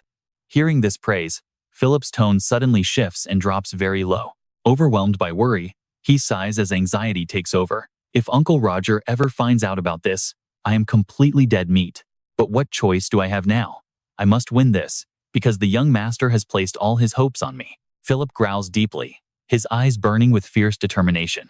You will absolutely regret this moment, because you just forced me to unleash all my power, he declares like a true warrior stepping into a life or death battle. And the very air in the arena shifts under his rising pressure. Alice instantly turns dead serious, sheer caution flashing in his eyes as he chuckles. Well, to have such a powerful aura at your young age? I can practically feel the complete shift in your very movements. I have finally found a worthy opponent. Just as he finishes speaking, a virtual communication screen pops up right in front of him. On the screen is Count Mona, his face absolutely twisted with pure rage. What on earth are you doing struggling against that trash? Have you lost your mind? Do you know what happens if you lose? He roars furiously. The Count looks like a wild beast cornered in a trap. Panicking, Alice quickly replies with obvious fear in his voice. I am so sorry for letting you down, my lord. From this moment on, I will show you the exact performance you want to see. With that, his golem unleashes an insane wave of power, kicking up thick dust as you and I watch the arena descend into absolute chaos. All right. You and I are jumping right into the action, as Alice charges like a whirlwind, preparing to unleash a devastating, earth-shattering strike. At the exact same time, Philip also gears up to deliver his own decisive strike. Alice's devastating attack crashes down, shaking the entire arena with unbelievable force.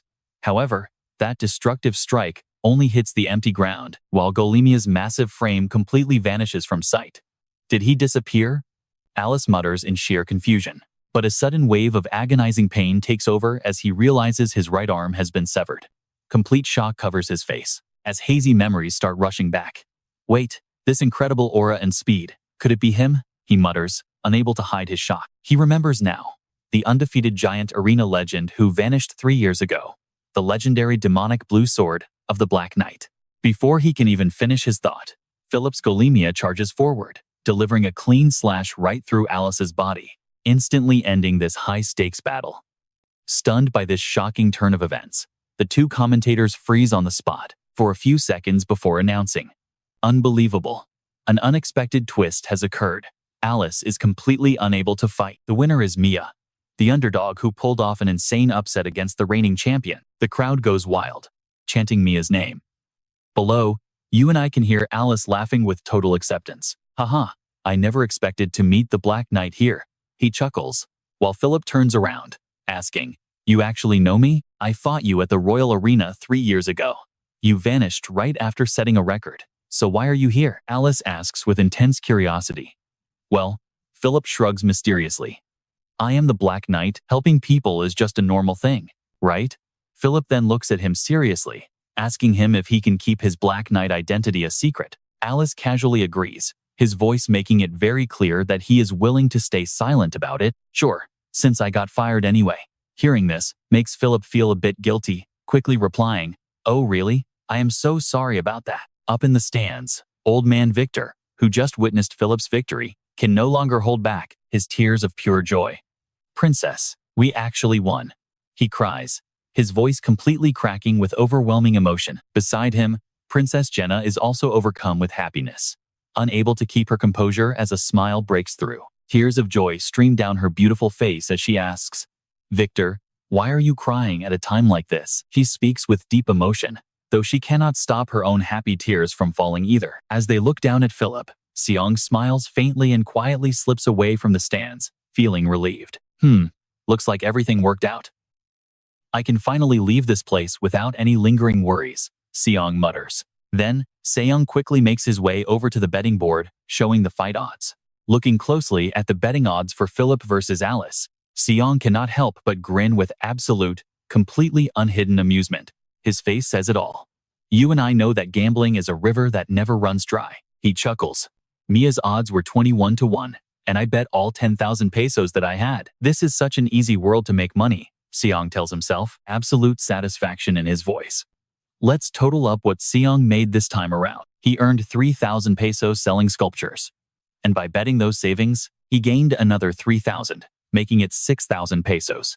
On top of that, previous match earnings brought in 4,000. That entire 10,000 is now multiplied by 21 after Philip's massive victory, resulting in a grand total of 210,000 pesos.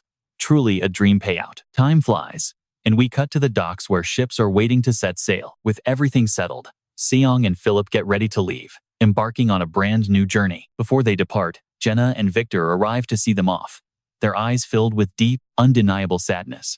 It is probably time for us to head out, Seong says as their departure draws closer. Princess Jenna nods, her voice overflowing with deep gratitude. We can never thank you enough for everything you have done for us during our time of need. Don't worry about it. We only did what we could, helping out within our own limits. Seong waves his hands modestly, deflecting her praise with a humble smile. Still, Jenna feels reluctant to let them go, her voice filled with deep sincerity. Helping us like this must have been incredibly difficult, and we truly wish we could show our appreciation in a better way. As for Seong, he only helped for personal ideals, leaving you and I wondering what adventures await next. Let's jump back in. Seaman just laughed, telling her they had already received more than enough. Without meeting you, we would never have made this much gold. To be totally honest with you, I really wanted to stay a bit longer, but since we caused such a huge scene, I think it is best we leave before my true identity gets exposed. Seaman explained this so calmly, with deep wisdom shining through his every word. Being highly intelligent, the princess immediately understood exactly what he meant and completely agreed with everything he had to say. But still, Seaman, you went out of your way to fight those guards just to protect me. Only now do I realize my own status. I really hope I did not make things too complicated for you, she said, sounding quite apologetic. Concern was clear in her voice. But Seaman was not worried at all. He was already preparing to leave this island and start a brand new journey anyway. You do not need to worry about us, but I highly recommend that you leave this area as soon as possible. If that man is willing to go this far, he will not give up easily. It is highly likely he is already planning his next move, Seaman warned her sincerely. The loyal old butler, Victor, completely agreed with this wise advice. He is absolutely right, princess. We must depart immediately. Count Monarch has no more excuses to keep us stranded here, he emphasized. Standing nearby, Seaman agreed and offered some final advice, his tone filled with deep empathy. I understand that you are deeply worried about the refugees, but staying here makes it nearly impossible to save them all. To secure a much brighter future, it would be far wiser for you to take a strategic step back. But pay attention to her reaction here, speaking with absolute determination. I already know that, Seaman, but walking away is just too painful for me. Call me stubborn or foolish, but I cannot abandon my people when they have absolutely no one else left to turn to. I just want to help as many of them as I possibly can. Her unyielding resolve caught Seaman completely off guard, and he looked slightly taken aback. But a moment later, he smiled gently and nodded with deep respect. I get it. Please stay safe out there. He offered his hand, and she gripped it with genuine warmth, a deep sense of mutual trust passing between them. I truly hope you stay safe on your own journey. Thank you so much, she said softly. I'm looking forward to our next meeting too, Seaman replied. After bidding a warm farewell to her crew, Seaman and Philip boarded their ship, ready to set sail toward whatever wild adventures lay ahead. Now that the crisis was solved, they just had to go home and receive their hero titles. Sounds easy, right? But why on earth did you bring those idiots with us? Philip complained, gesturing toward the two quirky mechanics they had hired, who were currently standing by the massive golem. He was still obsessing over that 10,000 peso bet he lost. Seaman just shrugged, teasing his dramatic companion. Did you not mention we have 0 giant mages back home? Well, yeah, we obviously do not have any, Philip muttered reluctantly, looking incredibly silly as he admitted it. Then how are we supposed to operate this massive titan if nobody knows how to fix it? Seaman asked mockingly. Are you out of your mind? Do you even know how to repair and recharge high-tier magic stones? This is exactly why you stay at the absolute bottom of the chain of command. Seaman snapped. Just shut your mouth and guard our precious cargo, Seaman shouted, leaving poor Philip whiny and helpless. The young master is so ruthless. Soon, we cut to the grand estate of the Lacan family. The greedy merchant Darren had already arrived, fully prepared to seize all of their property with a smug grin. Why are you taking our family belongings already? I thought we still had some time left, the butler asked anxiously, watching Darren's men aggressively pack up the house. He felt completely powerless. But right at that very second, Philip materialized directly behind Darren like an absolute ghost and spoke up, giving the fat merchant a massive scare. You nearly gave me a heart attack. What do you want? Darren shrieked, clearly rattled. Philip just smiled. The name is Philip, loyal guardian knight to the young master. Darren's eyes immediately narrowed, and he scoffed. Guardian knight? Why are you here all by yourself then? Where is your master?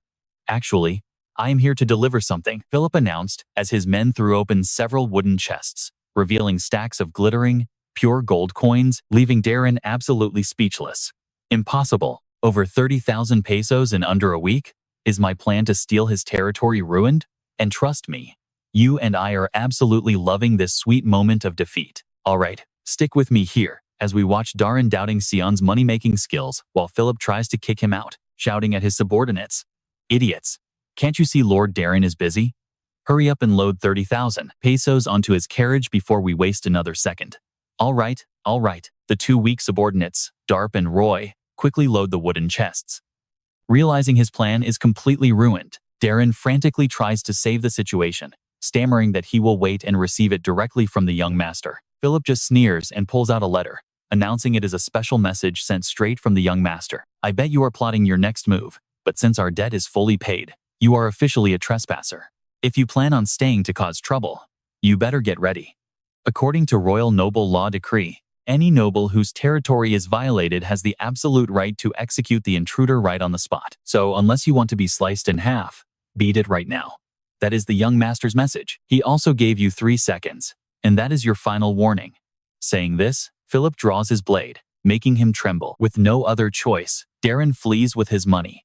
Now, pay attention here, because things are about to get wild. He yells in pure rage as he retreats, while Philip calmly watches the carriage roll away. At least those greedy jerks now know how terrifying the young master can be.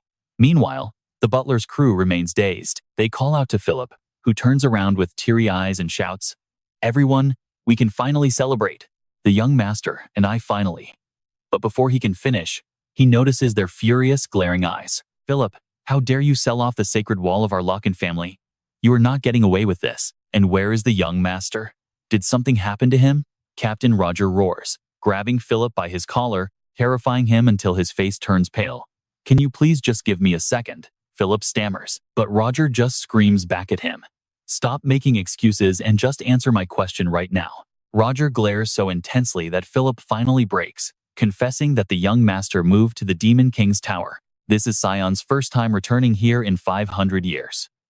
Pushing the heavy doors open, he sighs deeply. The place is a total disaster, though he cannot really blame anyone for the neglect. He snaps his fingers. Instantly, all the lights inside the tower light up with a magical, eerie blue flame. I know what you are thinking. It looks incredibly eerie, but Zeon is just glad it is still standing. Looking at the red staircase, memories of Katarina flood back. This is the last place that holds her memory, and he is determined to protect it no matter what. But first, he hopes his target still works. Zeon presses his hand against the wall, channeling his mana, until a brilliant, blinding light bursts forth, revealing a hidden doorway. He smiles, feeling incredibly grateful for the brilliant craftsmanship of the dwarves. Even after 500 years, it still runs perfectly. Now, is it time to reclaim what belongs to him? Zeon's eyes burn with determination and anticipation as he stares into the hidden space. Stepping inside, he follows the secret corridor winding deep underground. He mutters to himself, wondering if overwhelming the curse with superior magic power is the only way. It is ancient advice, but it is his only option. Zeon stops and stares intensely at the door, right in front of him, before pushing it open. Inside sits a massive glass chamber containing a glowing red stone hovering in the center. Seeing everything completely untouched, Zeon nods in satisfaction. 5 centuries have passed, yet his sanctuary remains perfectly sealed. He definitely prefers this quiet solitude. "Long time no see, Han," Zeon whispers to the glowing red stone. This story actually began 5 centuries ago, right in the heart of the demon realm, where Zeon had single-handedly infiltrated using his legendary power. With a single, devastating blast, he easily vaporizes 2 rushing demons. Once the dust settles, he glares toward the shadows, asking if she is the boss. A tiny figure just yawns in boredom. "Meet Han, the High Demon. I heard you destroyed some outposts, so I expected some powerful old master, but you are way too young. How disappointing. Still, a human like you is pretty interesting. I am feeling generous, so go ahead and ask me anything before I end your life. Trust me, you and I can already tell how done Zeon is with this talkative demon. Let's dive into this showdown with the most dangerous high demon our main character has ever faced." "Is she just all talk?" He sighs, completely unimpressed. But his utter lack of respect immediately pushes Hera over the edge, making her absolutely furious. How foolish of me to show you mercy when you are only arrogant because you beat some low-level trash. I will show you that the demons here are on a completely different level. Her minions draw their weapons, radiating pure, lethal intent. Zeon knows he cannot take them all on by himself. But don't worry, I am not crazy enough to rush onto a battlefield alone, he remarks. Suddenly, a massive army of golems rains from the sky, clashing instantly in a brutal war. After a long, grueling struggle, Zeon finally emerges as the sole victor. Realizing she has lost, Hera looks at him with intense curiosity, asking what he plans to do with her magic. To change the world? Zeon coldly tells her that it is none of her business. Time to become raw mana. He unleashes a strange spell, causing the high demon's body to start crystallizing into a glowing red stone, the exact one he kept locked away in his jar. Remembering that brutal fight, Zeon knew this demon was 10 times harder to beat than the rest. Now pay attention, absorbing her magic is incredibly risky. He could easily go insane. Countless people have mutated into hideous monsters by rushing this exact process. He never knew how to absorb it safely before, but now at level 9, he needs this power after 500 years. With that, Zeon tosses the gem into his mouth and swallows it whole. Instantly, an excruciating pain makes him scream in absolute agony. As his vision fades, his consciousness drifts into a vast, barren desert. This must be his inner mindscape. It seems I managed to survive the mana overload, he thinks. Suddenly, he spots Hera standing right in front of him, but she does not recognize his new form. Who are you? She demands, releasing an intense aura that makes him wince. How does she still have this much power after 500 years? Keeping his composure, Zeon speaks up. I came to borrow something. But before he can finish, her eyes flash, instantly putting 2 and 2 together. It is you. She charges straight at him like a bullet, pinning him to the ground effortlessly. You and I did not expect him to get overpowered this easily. Even she is shocked, mocking him. What is this? Have you really grown this week? I barely recognized you. Why are you here? I already told you, I need to borrow your vessel. Zeon grunts through gritted teeth. Hera bursts out laughing at his sheer audacity. Ha ha, is that so?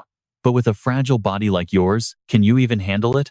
The enemy who locked me up for centuries now begs for my strength. How amusing. As she speaks, her hand grips his throat like a freezing iron vice, squeezing tighter and tighter, making him feel like his bones are about to shatter. Crap, she is actually going to crush my neck. Zeon panics. 1,000 thoughts race through his mind. Desperate to escape this life-threatening situation, Zeon decides to say something completely unexpected to distract her. Are you doing all right? Look, I came here to offer a deal, but you are just trying to kill me? Zeon speaks calmly, hiding his sheer terror. He calculates that if she wants to use him to escape, she cannot afford to actually destroy his body. And just as he expected, Hera releases her grip with a smirk. I must admire your absolute guts, but your mana ring is shattered. Do you really think you can withstand my power? She challenges. Zeon responds with absolute, fearless confidence. If I fail, then feel free to just take over my entire body. You have been trapped for centuries anyway, so you have nothing to lose. He shrugs. Is that so? I wonder if there is an easier way. With a snap of her fingers, dark red streams of magic erupt, binding his limbs tightly like a wild beast in a cage. Let us play a little game, to make up for all the centuries I spent locked away. Surely you can endure this much? She purrs, her eyes gleaming with absolute malice. Meanwhile, Zeon desperately tries to analyze the terrifying force assaulting his system as agonizing pain radiates through him. Is this mind control? He wonders, struggling with all his might to resist the evil energy invading his consciousness. But Hera notices his resistance immediately and tightens the magical chains, forcing Zeon to let out a painful, blood-curdling scream. Still have time to think? Broken by simple mind magic? Where did your pride go? She mocks. She gloats. But as you and I can see, Zeon just forces a twisted, ironic smirk. Let's dive into their mental showdown. Zeon asks if she is always this noisy, making Hate coldly snap back, asking if he is all talk. Do you really think you still have your old mana and magic circles? Zeon calmly replies, even with my shattered circles and lost powers, a master who reached the 9th circle of black magic will never fall to a cheap mind control spell like this. And right as he says those words, Zeon vanishes right before Hate's eyes. Suddenly, his past self appears, towering over her like a massive giant, like a god descending to earth. He reaches out, grabbing the high demon in his colossal fist and squeezing her tiny body with crushing force. Hate's vision goes completely dark as a wave of intense dizziness washes over her entire body. But since this is just a mental realm, Hate's body quickly reforms, completely unharmed. Seeing him break her mind control confirms her suspicions, and she smiles, calling him incredibly interesting. She says with absolute delight, never expecting him to have reached the 9th circle. Yet, she remains on guard. Don't believe me? Let's keep going. Zeon challenges with a bright smile. He is overflowing with absolute confidence. Now, watch closely, because Hate realizes she can't outsmart him in this mental game and stops playing. Knowing she is outmatched in this realm of the mind, she demands he stop, wanting only to warn him. Even at that legendary level, you can't change this world, she warns.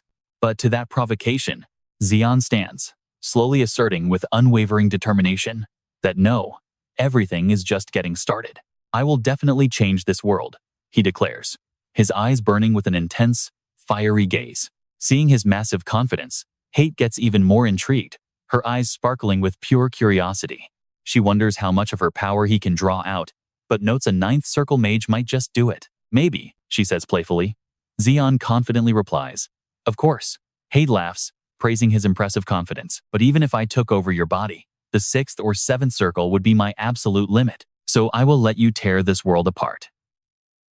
Hate teases playfully as her form begins to fade, dissolving into dark wisps of magic floating in the void.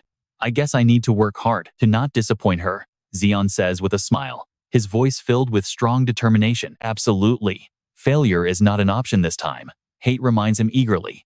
Soon after, you and I are back in the real world now as Zeon wakes up, completely exhausted. Immediately, he casts a dark fire spell at the wall to test his current destructive power. It looks like I have only reached the 3rd circle, but this foundation is more than enough for now, he tells himself with satisfaction. The magic has been purified, making its color completely different from before. If Hate wanted to, she could have stolen my body already, so I must meet her expectations, Zeon thinks, before quickly leaving the secret chamber, a new master plan already brewing in his mind as he walks along. He keeps plotting his next move. Since he already knows how to awaken every circle, hitting the 9th circle again won't be hard, but gathering enough mana to get there will take a lot of time, so he must act immediately. With that thought, Zeon picks up his pace, a strong sense of urgency driving him as he unlocks yet another hidden room. You have rested for 500 years. Now get up and work, Zeon commands, slamming his hand down, activating a highly complex magic circle. Now, you will all help me, Zeon smiles, staring with absolute determination at the stone golems standing before him. Time quickly passes, shifting the scene to Count Mona's territory. Now, Alice, the golem controller, is being punished for failing. Fury is written all over Count Mona's face as he asks coldly, do you realize your mistake? I am sorry, my lord. Please forgive my failure, Milon quickly begs, his voice trembling with sheer terror. The Count shrugs, sneering, failure? You think it is just about that match? Either way, it is highly suspicious. You lost, despite having a 5 times power advantage, making everyone believe you secretly allied with Jenna. His face darkens like a rising demon, forcing a panicked Milan to desperately defend himself. I swear my loyalty. I would never do such a thing. I swear on my honor as a knight. Milan's voice is desperate, but Alice just smirks, mocking his knightly honor. Trust me, he is done for. All right. You and I are about to watch some pure cruelty. Look at his face as the guard raises his sword, ready to send him to the afterlife in an instant. With no way to escape, Milan is forced to spit out the truth. I know something about the Giant's pilot. 3 years ago, I faced him at the Royal Colossus Arena. He is famous, an undefeated knight. So, who is their ally? Mona asks, his voice dripping with curiosity. But to this question, Milan has no answer. He knows nothing more. After that, they just vanished, and their identities remain a total mystery. Mona sighs in disappointment. I see.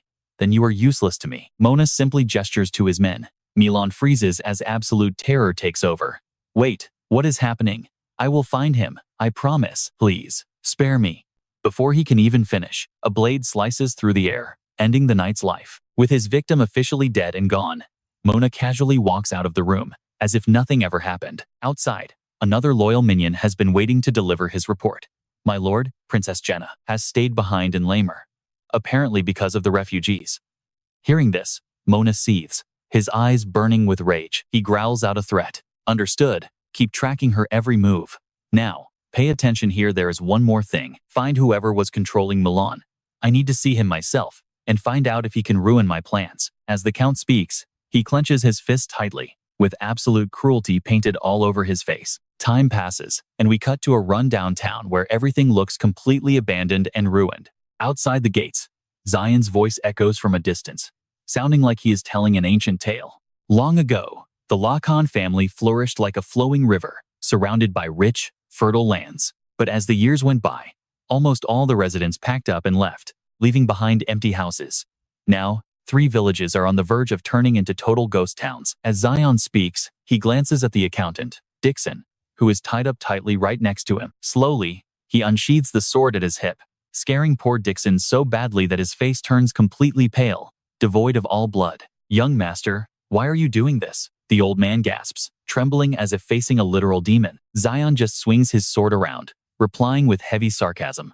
"Oh, are you really going to play dumb now? Isn't this entire mess you're doing?" Hearing this, Dixon desperately tries to explain himself, looking miserable. "I really did my best, I swear." Zeon looks down at him with pure disgust. "You did your best? I seriously want to hang you in the middle of the town square as a warning. But looking at your record, you are actually quite interesting. You are a highly talented man, recognized by the entire empire, yet you turned down every other territory to come here. I asked for the financial ledgers from the last 10 years to see your work, and you handed them over in a single day, without a single mistake. You are incredibly useful." Hearing Zion's rare praise, Dixon beams with absolute joy, a massive grin spreading across his face. "Haha, I am great at math. I can solve any equation right in my head," he boasts proudly. But a second later, his smile vanishes. "And yeah, that is the exact problem," Zeon mutters, his anger slipping out. Dixon is left completely bewildered. Before the old accountant can even process what is happening, Zeon grabs his collar and throws him straight down a steep slope, completely out of nowhere. Dixon rolls down like a pathetic bowling ball, with Zeon casually sliding down right behind him. He finally crashes into a rock, breaking his ropes. "Why would you do that?" Dixon stammers, groaning in pain. But as he looks at the miserable state of the slums, his voice falters. "Are these ragged people really the citizens of the Viscount territory? This cannot be. According to all my calculations, it makes no sense. Such miserable slums should not exist here." Dixon is stunned. Reading his mind, Zeon steps closer. Zeon approaches and asks coldly, "How does it feel to witness this tragic reality with your own eyes? You cannot just reduce the lives of real human beings to soulless numbers. You need to spend time living among them, and discover for yourself why this entire Viscount territory fell into such ruin. If you can't figure that out, you and I both know you can't work for us." You and I are starting with Dixon trembling, asking if he is fired, only to face Zeon's chilling smile. It's a terrifying smile from Zeon, who asks if Dixon wants to take a permanent break right now. Hearing that threat, a terrified Dixon immediately runs toward the villagers. He needs answers fast. "Hey everyone, I'm Dixon, the Lacan family accountant, and I'm here to make your lives better." Watching Dixon's sudden burst of hard work, Zeon gets thoughtful. He doesn't mind seeing the Lacan family fall, but timing is everything. Plus, he needs to upgrade this territory to boost his own magic circles. With his plans set, Zeon leaves town, letting Dixon handle the rest of the work alone. Now watch closely as we head to the Lacan mansion, where Philip is cornered and grilled by Han and Roger. "Tell us the truth. Did you seriously pay off the debt by gambling?" Han demands, sounding desperate. "Yes, sir," Philip murmurs. Instantly, the entire hall erupts into loud, chaotic whispering at his confession. Everyone is completely shocked. Did the young master really solve our massive debt by gambling? If this leaks out, our family name is going to be completely ruined. A blonde man panics loudly. Meanwhile, Butler Han looks totally pale, practically ready to pass out. "Oh my God, we worked for centuries to build this family's honor, and now it is all gone. How could he destroy everything?" Roger grinds his teeth, turns to Philip, and demands to know, "Philip, did you hide your real identity?" "Of course, I am not that stupid," Philip quickly replies, but realizing he made a slip of the tongue, Roger yells, "How dare you draw weapons against our heir?" Philip's face goes pale as he remembers the chaos and mutters, "Well, maybe I really am an idiot." Roger draws his sword, threatening him, yelling, "You total fool." But Butler Han is focused on a much bigger threat. Even if Zeon's identity was kept safe in that casino, The truth is bound to come out sooner or later. With the terrifying spy network of Count Mona, the powerful Lord of Lamb, no secrets can be hidden. All the news will reach his ears, and he will hunt us down for revenge. Han warns with deep worry. Roger agrees, saying Count Mona has always expanded his territory through brutal wars, and we just handed him the perfect excuse to attack us.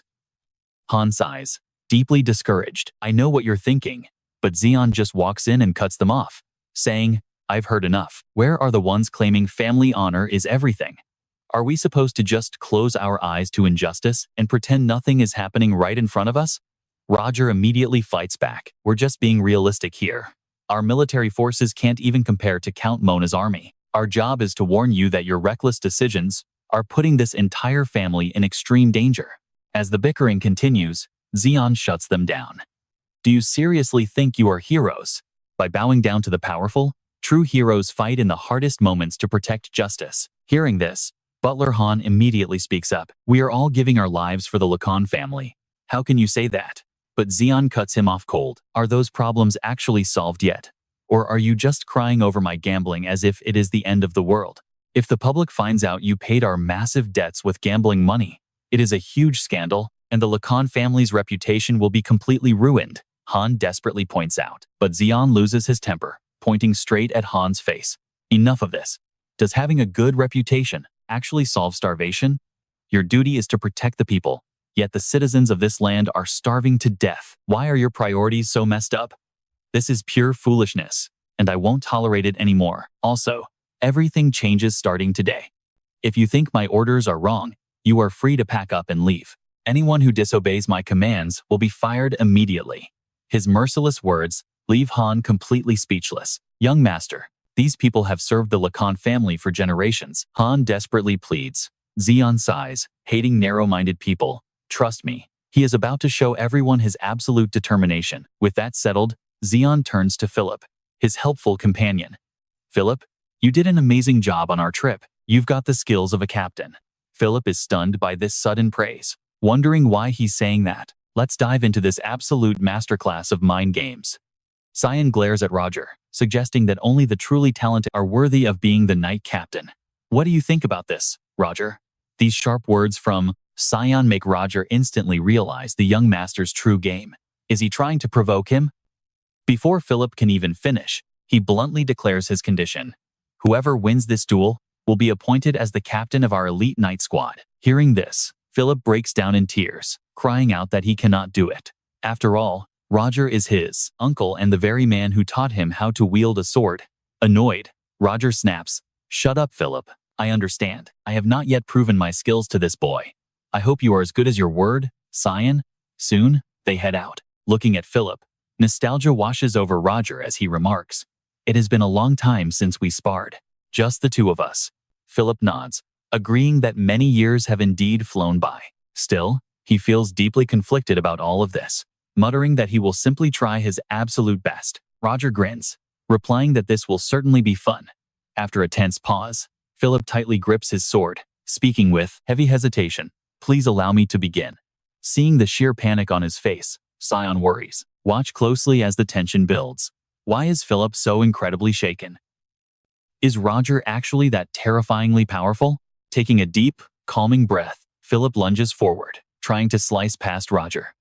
But the veteran knight easily blocks the strike. It seems you have improved. Philip, your skills are definitely sharper than before. Roger commends him. Confident, Philip declares, I am different now, uncle.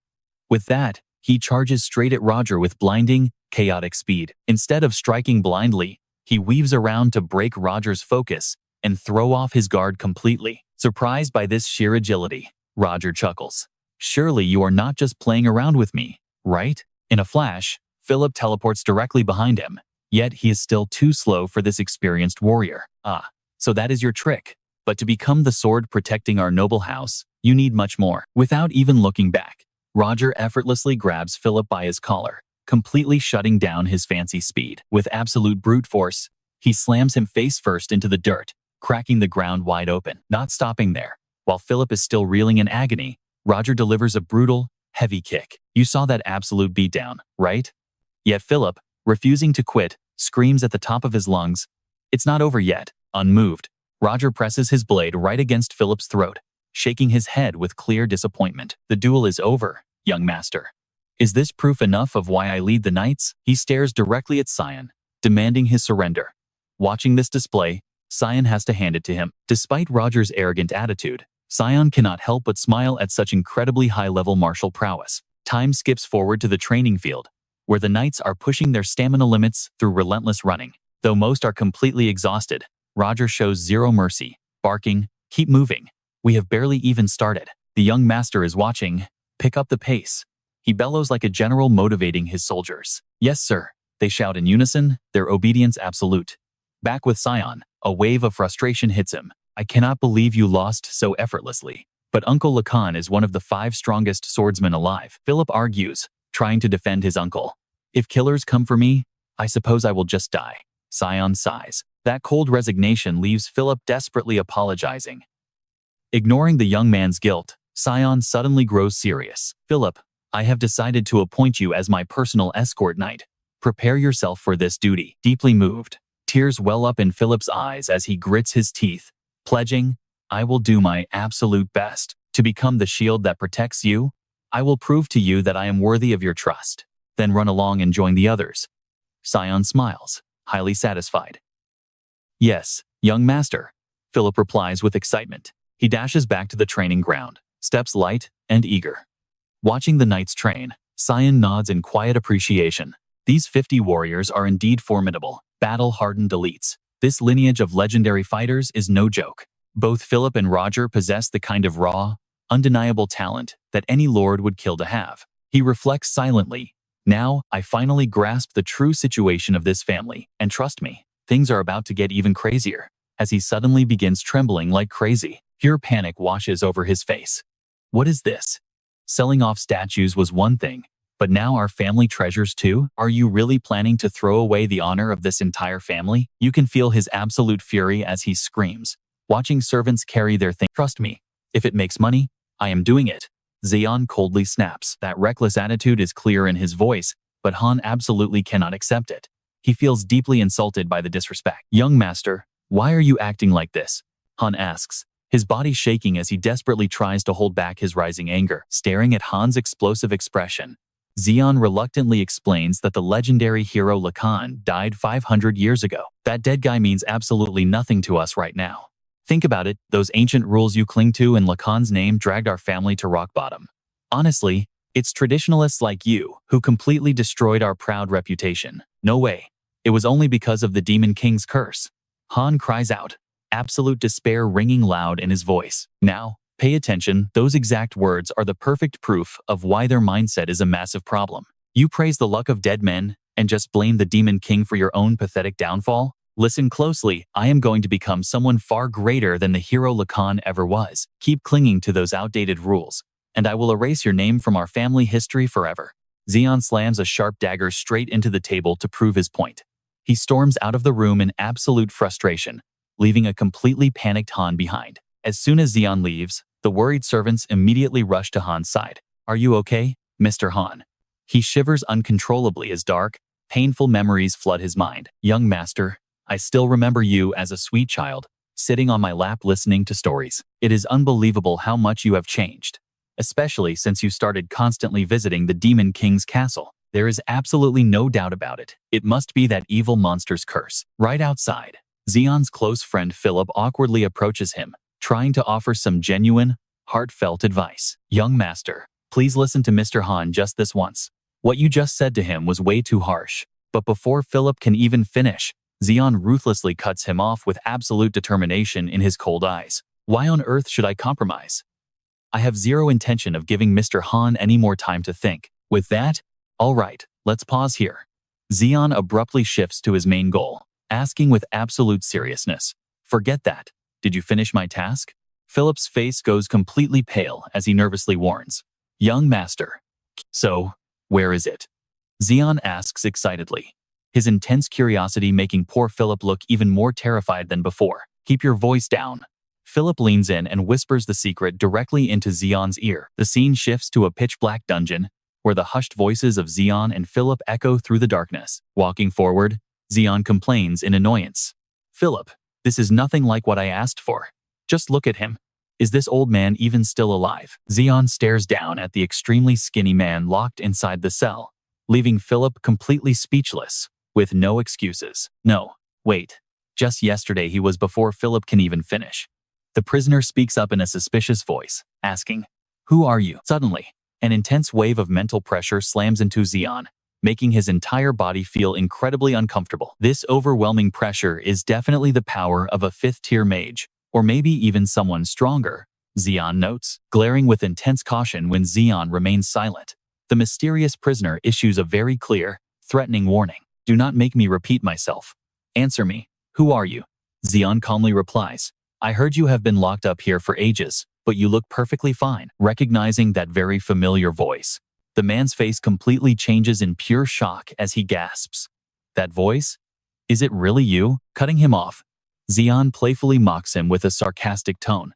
"The only Iron Mage in this entire territory.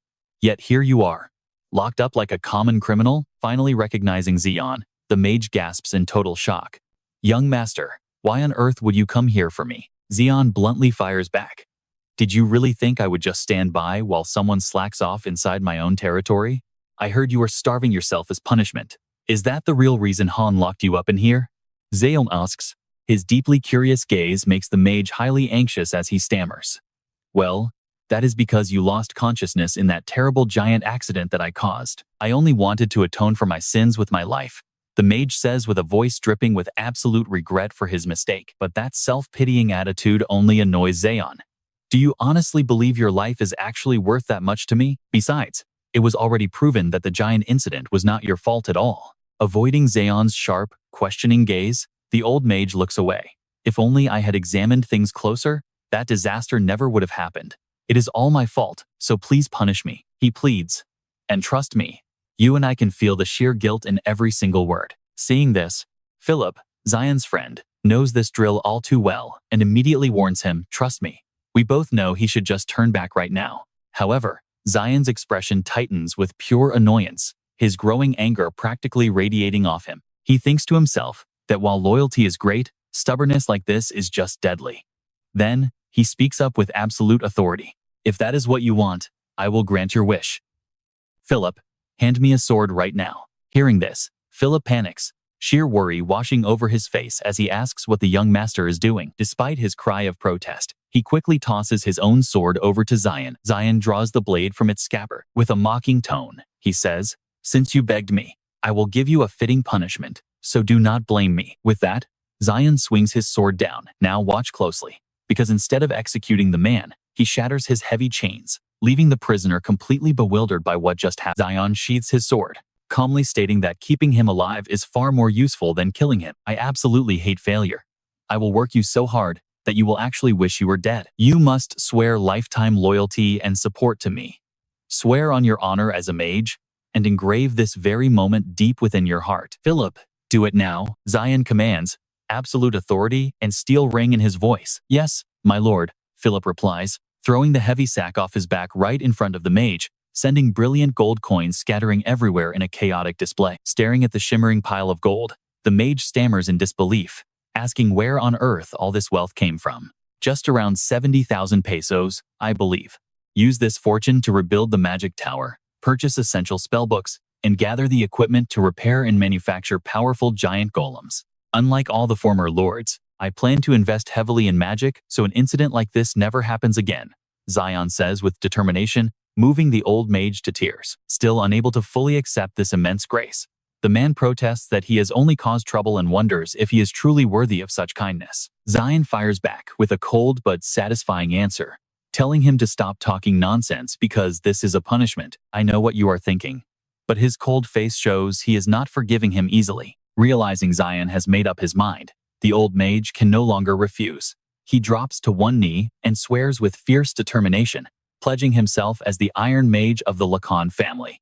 "Until the day my eyes close forever, I will do everything in my power to atone for my mistakes." His face lights up with newfound purpose, and seeing the massive mana radiating from him, Philip can only watch in absolute awe. Just as expected, the sheer scale of his magical power is absolutely incredible. Zeon smiles faintly, deeply satisfied that his gamble paid off. The mage might be inflexible, but that unyielding nature will serve as a reliable beacon during times of crisis.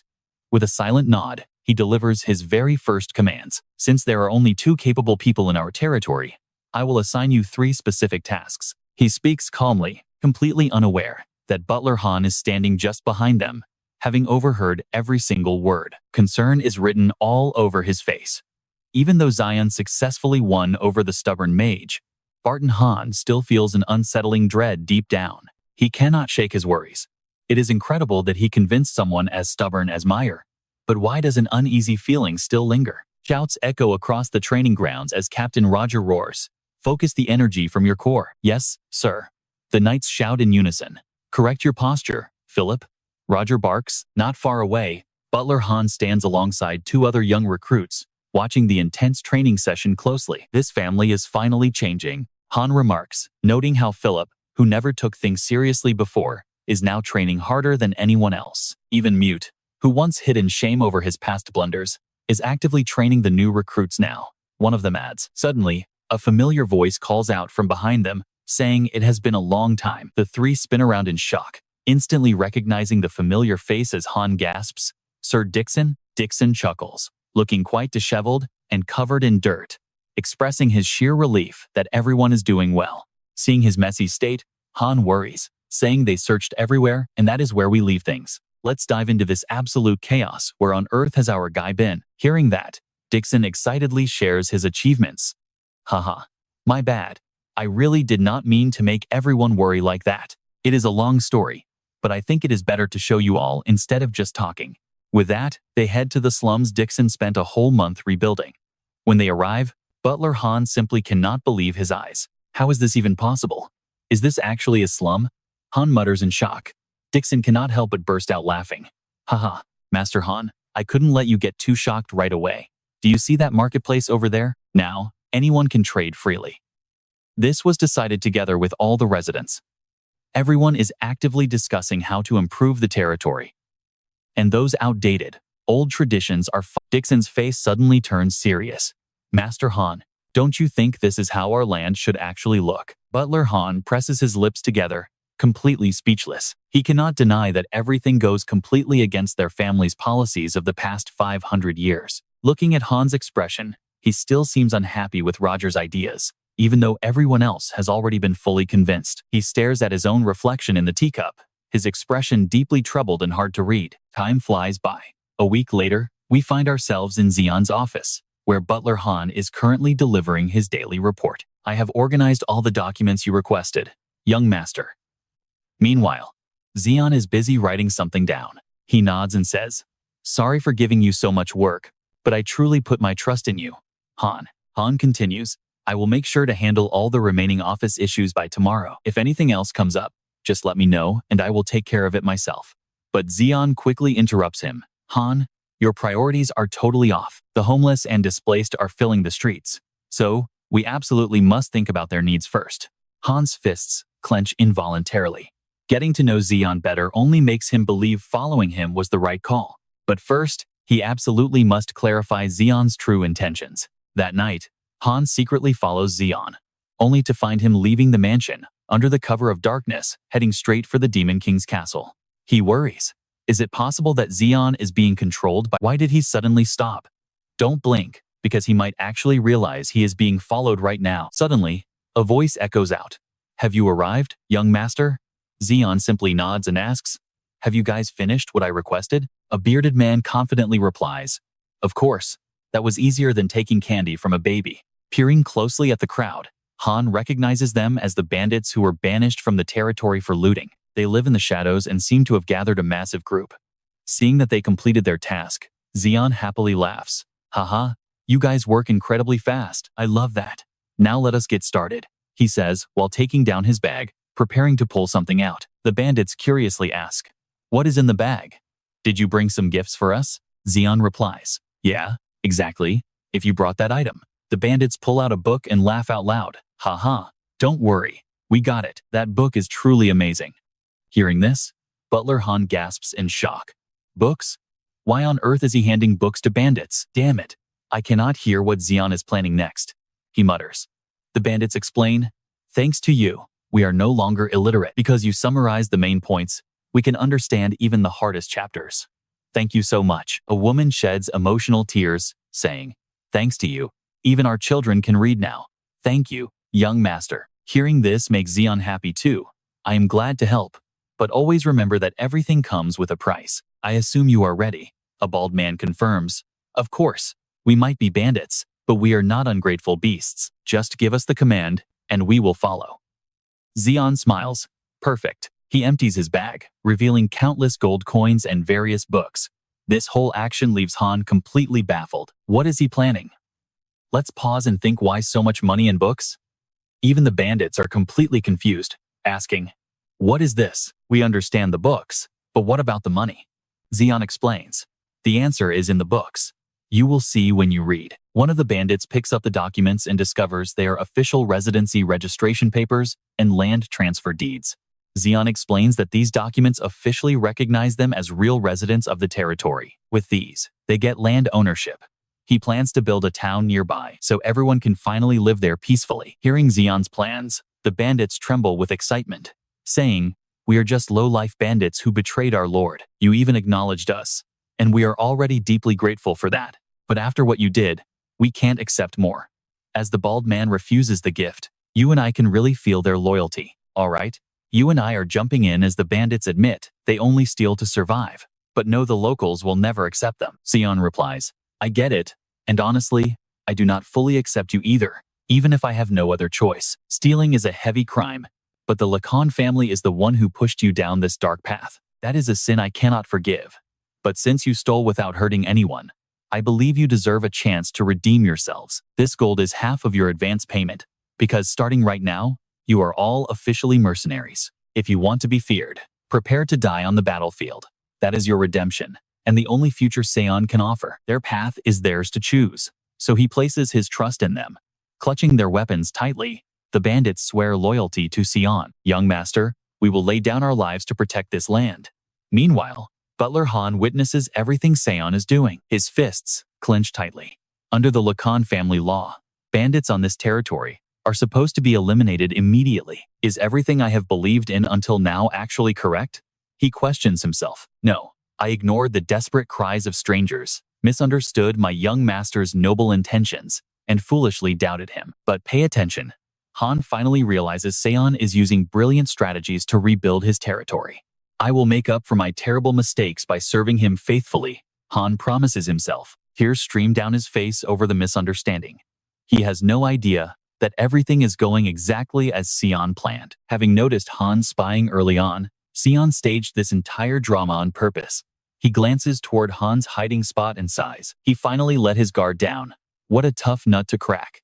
Waving goodbye to the mercenaries, Zeon takes his leave. With all suspicions gone, Han stops shadowing him at last. Now, Zeon is finally free to do what is necessary.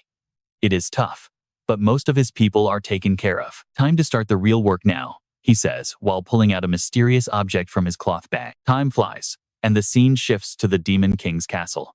The tiny golems Zeon summoned are busy cleaning up the interior. Even though I am quite satisfied with the current situation, there are still many problems to solve. Zeon reflects, I have regained everyone's trust, but the price I paid to get it was way too high. Thinking back to the time spent and the huge fortune from Lamer poured into the clan, he realizes they need a steady source of income. I know what you are thinking. That evil smirk means trouble. He turns to two nearby golems and asks, hey, why don't you guys lend me a hand? But seeing Zeon's incredibly devious face, the two poor golems get so terrified that they start screaming. Their cries echo through the entire castle, leaving everyone wondering what on earth Zeon actually did to those poor things. The next day, we find ourselves in Zeon's office. Philip appears to deliver a crucial report regarding their current budget. Young master, we have completely spent the 210,000 peso we earned in Lamer. I worry this is not enough to run the territory.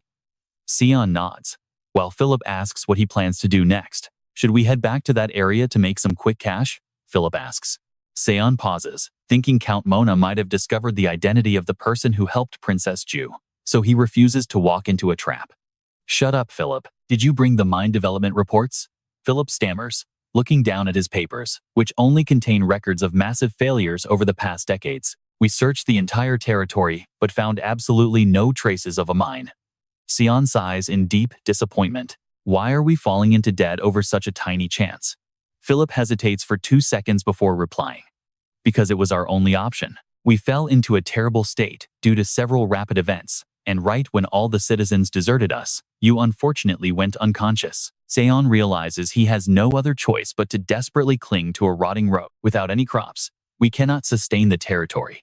But how is it possible that we do not have a single mine? Staring intently at the map before him, Zeon suddenly notices something very strange. Why are there absolutely no records for this specific region? Philip looks where Zeon is pointing, cold sweat dripping down. That is the Rokia mountain range. Exploring that place is nearly impossible due to the countless monsters hiding there. Even though we sent knights multiple times, they returned empty-handed. Zeon looks highly intrigued. Oh, so you are saying that area has never been fully scouted? Sensing immediate danger, Philip anxiously asks if Zeon is cooking up another crazy plan, while Zeon just smiles with mysterious intent. Trust me, you and I know that's no way. That place is far too dangerous. If you are going, then I must go with you. Time passes quickly as the scene shifts to the Rokia Mountains. Arriving at the destination, Zeon finally understands exactly why the clan's 8 knights failed to explore this place. Philip, you absolute bastard. Stick with me here. Zeon thought the guy was overreacting, but it was all too real, as a massive horde of orcs and goblins appeared before his eyes, armed with weapons. They glared at him with pure bloodlust. Interesting. These monsters usually stay in their own territories. So why on earth are they actually teaming up now? Don't tell me you guys actually organized just to deal with humans. Zeon silently wondered to himself. Without hesitation, the orcs swung their massive blades and rushed Zeon. Staying alert, he easily dodged the deadly strike, but the sheer force of the blow pushed him right back. The smaller monsters quickly started surrounding him. Do these little punks really think they stand a chance against him? Time to take care of you myself. Zeon focused mana into his palms and slammed them onto the ground, summoning massive stone golems to back him up. As soon as they emerged, the golems instantly charged into the enemy horde. An orc tried to slash a golem directly in the head, but the strike didn't leave a single scratch. Taking advantage of the shocked orc, the golem landed a heavy punch to his gut, sending him flying. Seeing his summons handle the beast so easily, Zeon relaxed and sat back. This is going much better than expected. Mana stones are incredibly useful. Even though the monsters attacked from all angles, they were easily crushed by the golem's absolute power. Talk about great luck. Now I see why the knights failed. Dealing with this crowd is definitely a bit tough, but it is not impossible. Now pay attention. Zeon locked his eyes on a massive orc radiating a deadly aura, realizing he was the boss. Since he looked strong, why not join in on the fun? Zeon quickly cast a spell to boost his physical strength. With a single leap, he vanished right before the monster horde. Reappearing directly above the orc boss, he said, I really do not have time to waste, so just submit to me. He slapped his hand onto the beast's head, activating mind control magic and making him scream in agony. Within seconds, Zeon's spell succeeded. A glowing magic crest appeared on the boss's forehead. Your orc leader is my subordinate now, so it looks like victory is already mine. Zeon glared at the surrounding beasts, terrifying them so much they could not even look him in the eye. I won't hurt you if you bring your other leaders here. With no other choice to save their own skins, the terrified monsters quickly agreed to call their chiefs. As soon as the chiefs arrived, they were all brainwashed by Zeon. I have a quick question. I heard there is a place where dwarves hang out. Do any of you know where it is? Hearing this, the goblins turned pale and started babbling words that Zeon couldn't make any sense of. As expected, how could mindless monsters know anything? Zeon felt completely disappointed. You probably thought that was a dead end, right? But suddenly, the goblin chief knelt and offered to lead the way. Zeon smiled with satisfaction and told him to lead the way. With the goblin chief leading the way, they eventually arrived before a massive cave completely blocked by giant boulders. Is this the— Yes, my master, the chief nodded. But Zeon sensed something was off. There were signs of a landslide, yet it felt totally different from any normal collapse he had ever seen. A burning question crossed Zeon's mind. What on earth is hidden inside that terrifies these monsters so much? Despite the unknown danger, Zeon made up his mind to go inside. He unleashed a dark fireball, blasting the heavy pile of rocks to reveal a hidden entrance to an old mine shaft. So there really is a mine here, Zeon laughed. At the sight of the entrance, the monsters trembled even harder, which only fueled his curiosity. Knowing these monsters would be completely useless inside the mine, he said, You may all leave. But in return, do not harm any humans and live peacefully until I give you further orders. Stay hidden until then." Utterly relieved to be spared, the pack of monsters immediately scrambled away. Zeon chuckled, knowing they would be useful eventually. "Now, shall we begin?" He calmly walked inside, his mind drifting back into deep memories of the distant past. Centuries ago, humans used their overwhelming technology and absolute power to oppress every other living race. Back then, everyone desperately wished for humanity to be completely wiped off the continent. And so, Zeon, feared by all as the Demon King, began burning down human kingdoms one by one. To the other races, he was revered as their savior. 500 years ago, in the Demon King's tower, a lone orc stood speaking deeply with Zeon. "So, your tribe has less than 1,000 survivors left?" Zeon asked, his calm voice carrying a touch of deep sorrow. The orc remained silent, but that heavy silence was the most honest answer, his eyes filled with pure heartbreak. Deeply touched by this pain, Zeon firmly ordered his demon servant, "Build them a private base in another territory, and let them—" "Yes, my lord, and that's where we leave it today." The loyal demon bowed, leaving the emotional orc crying tears of gratitude. "All right, stick with me," as Zeon completely brushes off that thank you. The moment the quest wrapped up, he immediately moved to his next task. Determination in his eyes, he asked, "Anyone else? If not, we are done here." His voice carried a quiet sense of anticipation. Just as he finished speaking, another visitor stepped in with absolute confidence. "Looks like I am the last one. Is it really okay to keep an old-timer like me waiting?" The speaker was a dwarf. He stroked his long, flowing beard, a relaxed expression on his wrinkled face. Standing beside the demon, the servant could not contain his rage. "How dare you disrespect the Demon King?" But Zeon quickly stepped in. "It is fine. Step back." His voice was surprisingly calm.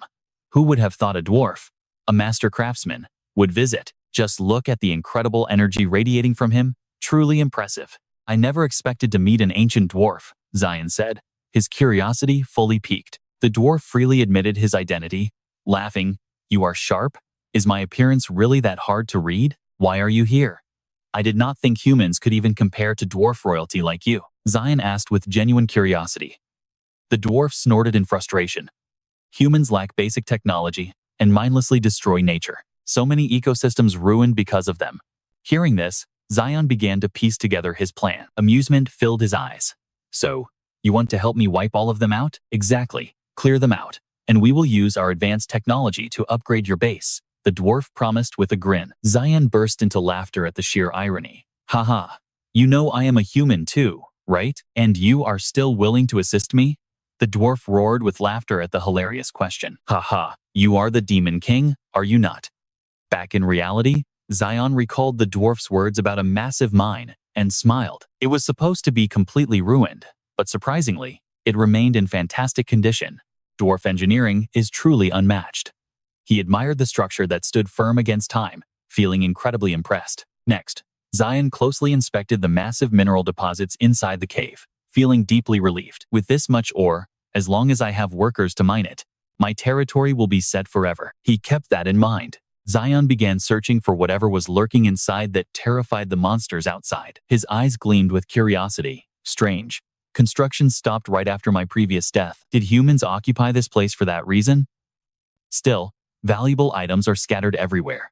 Dwarves treasure their crafts too much to leave them behind. Something is clearly off here, Zeon thought, his brow furrowed in deep concentration. Right on cue, the ground began violently shaking, sending massive tremors echoing throughout the entire cavern. Suddenly, a giant red shape erupted from the depths of the earth. Staring at the sight, Zeon was so startled he dropped his torch, shock written all over his face. Now I finally see why the monsters were so terrified.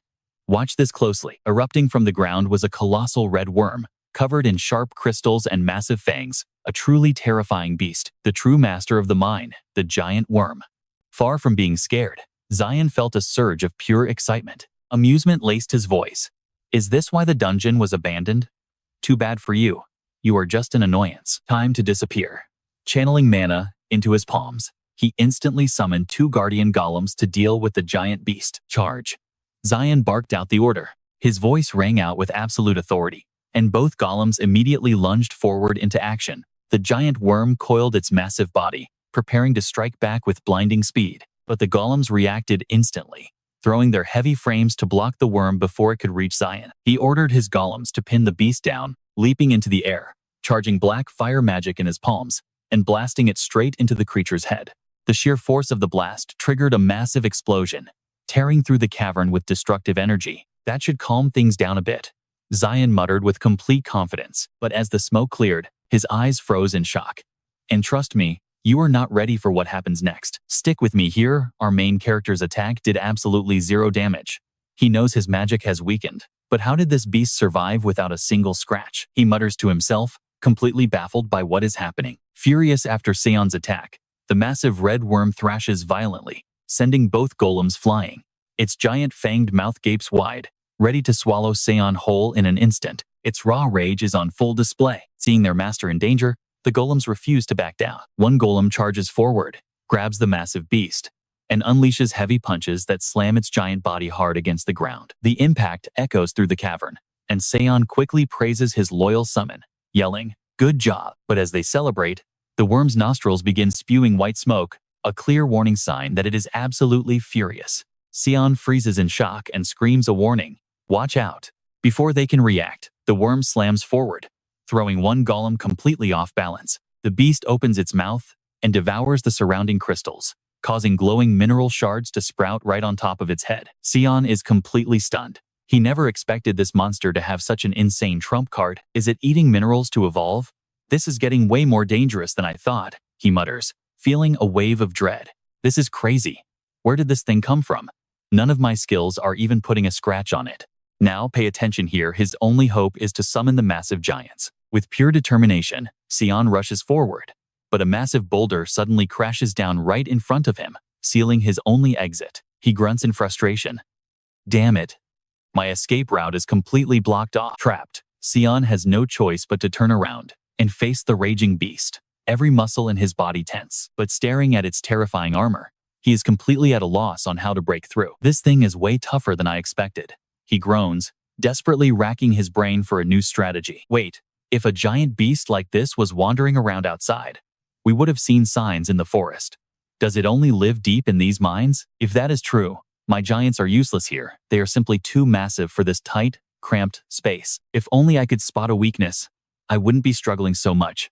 Zeon tells himself with a forced laugh. While he thinks, his two golems scale the massive beast to keep up the pressure, desperately buying him some precious time. The moment a golem strikes the glowing minerals on the beast's head, Zeon suddenly senses a strange reaction. Its magic flow just disrupted. That is it. Realizing he has found the key, Zeon shouts a decisive order. Buy me more time. Watch closely if his guess is right. What he needs is nearby. Where is it? Where could it be? He frantically scans the area, his anxiety building by the second. Suddenly, his eyes lock onto exactly what he was searching for, and he grins. I found it. It is a rare dwarven pickaxe used for mining. With this tool in his hands, he can absolutely pierce its armor. Pumped up, Zeon grips the pickaxe, activates his physical reinforcement magic, and leaps straight toward the head of the giant worm. With this, I can dig through anything, Zeon declares, his confidence fully restored. Channeling all his strength into his arms, he slams the pickaxe down on the largest crystal on its head. The monster shrieks in pure pain, thrashing so violently that Zeon is nearly thrown onto the hard ground. A wave of dizziness hits him. Wait, damn it, am I not strong enough? Zeon panics. He feels completely powerless as he is violently knocked to the dirt. Meanwhile, back at the Lacan mansion, Philip has become the target of Butler Han's group, who drag him out for interrogation with furious looks on their faces. Philip, did you know the young master sneaked out and vanished in the middle of the night? Philip desperately tries to explain his side, arguing, but every single time I try to follow the young master, he just vanishes into thin air. Word is he has been visiting the Demon King's castle quite often. Hearing this, Roger's anger softens slightly, leaving him with nothing but a heavy sigh and a helpless expression. Sigh. I spoke too fast, without knowing the full story, but now I completely understand why Butler Han is so worried. Just then, Butler Han's voice cuts in from behind the crowd, sounding remarkably calm despite the situation. Do not worry. I have decided to trust the young master fully, knowing he is doing everything he can for our people. Meanwhile, Zeon focuses his raw mana into his palm, preparing to unleash his devastating dark flame magic once again. And that's where we leave it, with Zeon risking everything in one final, explosive dark flame attack to bring this monster down once and for all. Let's dive right into the action as Zeon launches a massive fireball at a giant worm, causing a deafening explosion. With his mana spent, Zeon free falls through the air, feeling absolute exhaustion completely take over his body. Luckily, his golem minions quickly catch him, and Zeon looks at them with pure gratitude in his eyes. I'm exhausted. I seriously can't handle another monster like that. Our main character complains. His voice is filled with fatigue, but at least that giant worm finally went down after countless attacks. Thanks to this victory, they saved a lot of manpower. Zeon nods in satisfaction, while his golem minions harvest precious minerals from the worm. But as he explores the cave, he suddenly spots the skeleton of a dwarf resting in a corner. His eyes sparkle with curiosity as he realizes these are the bones of a rare dwarf. Looking at the armor pieces, it seems they fought to the death to protect what they built here. Feeling a bit sad at the sight, Zeon quietly digs a small grave and carefully buries the skeleton of the dwarf. All right, that should do it. Now, you can finally rest in peace. Just let go of your burdens and rest easy. I hope you understand that taking your treasures doesn't mean I have bad intentions. Watch closely as Zeon smiles, his eyes locked onto a mysterious bracelet he just found. The very next morning, since the mine is finally cleared of monsters, Zeon returns to deliver the amazing news to his clan members. Oh my god, you actually found the mine? Dixon gasps, his voice completely filled with excitement. His face is pure shock as he reads the report. Captain Roger, who personally inspected the site, excitedly confirms. Yes, I checked it myself, and the mine is loaded with resources. And the best part? There are no monsters left. Hearing this, Dixon sighs in relief.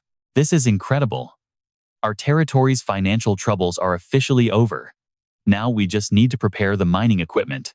Butler Han looks at the report with a hint of suspicion, saying, I doubt we even need to do much. The mine looks so clean.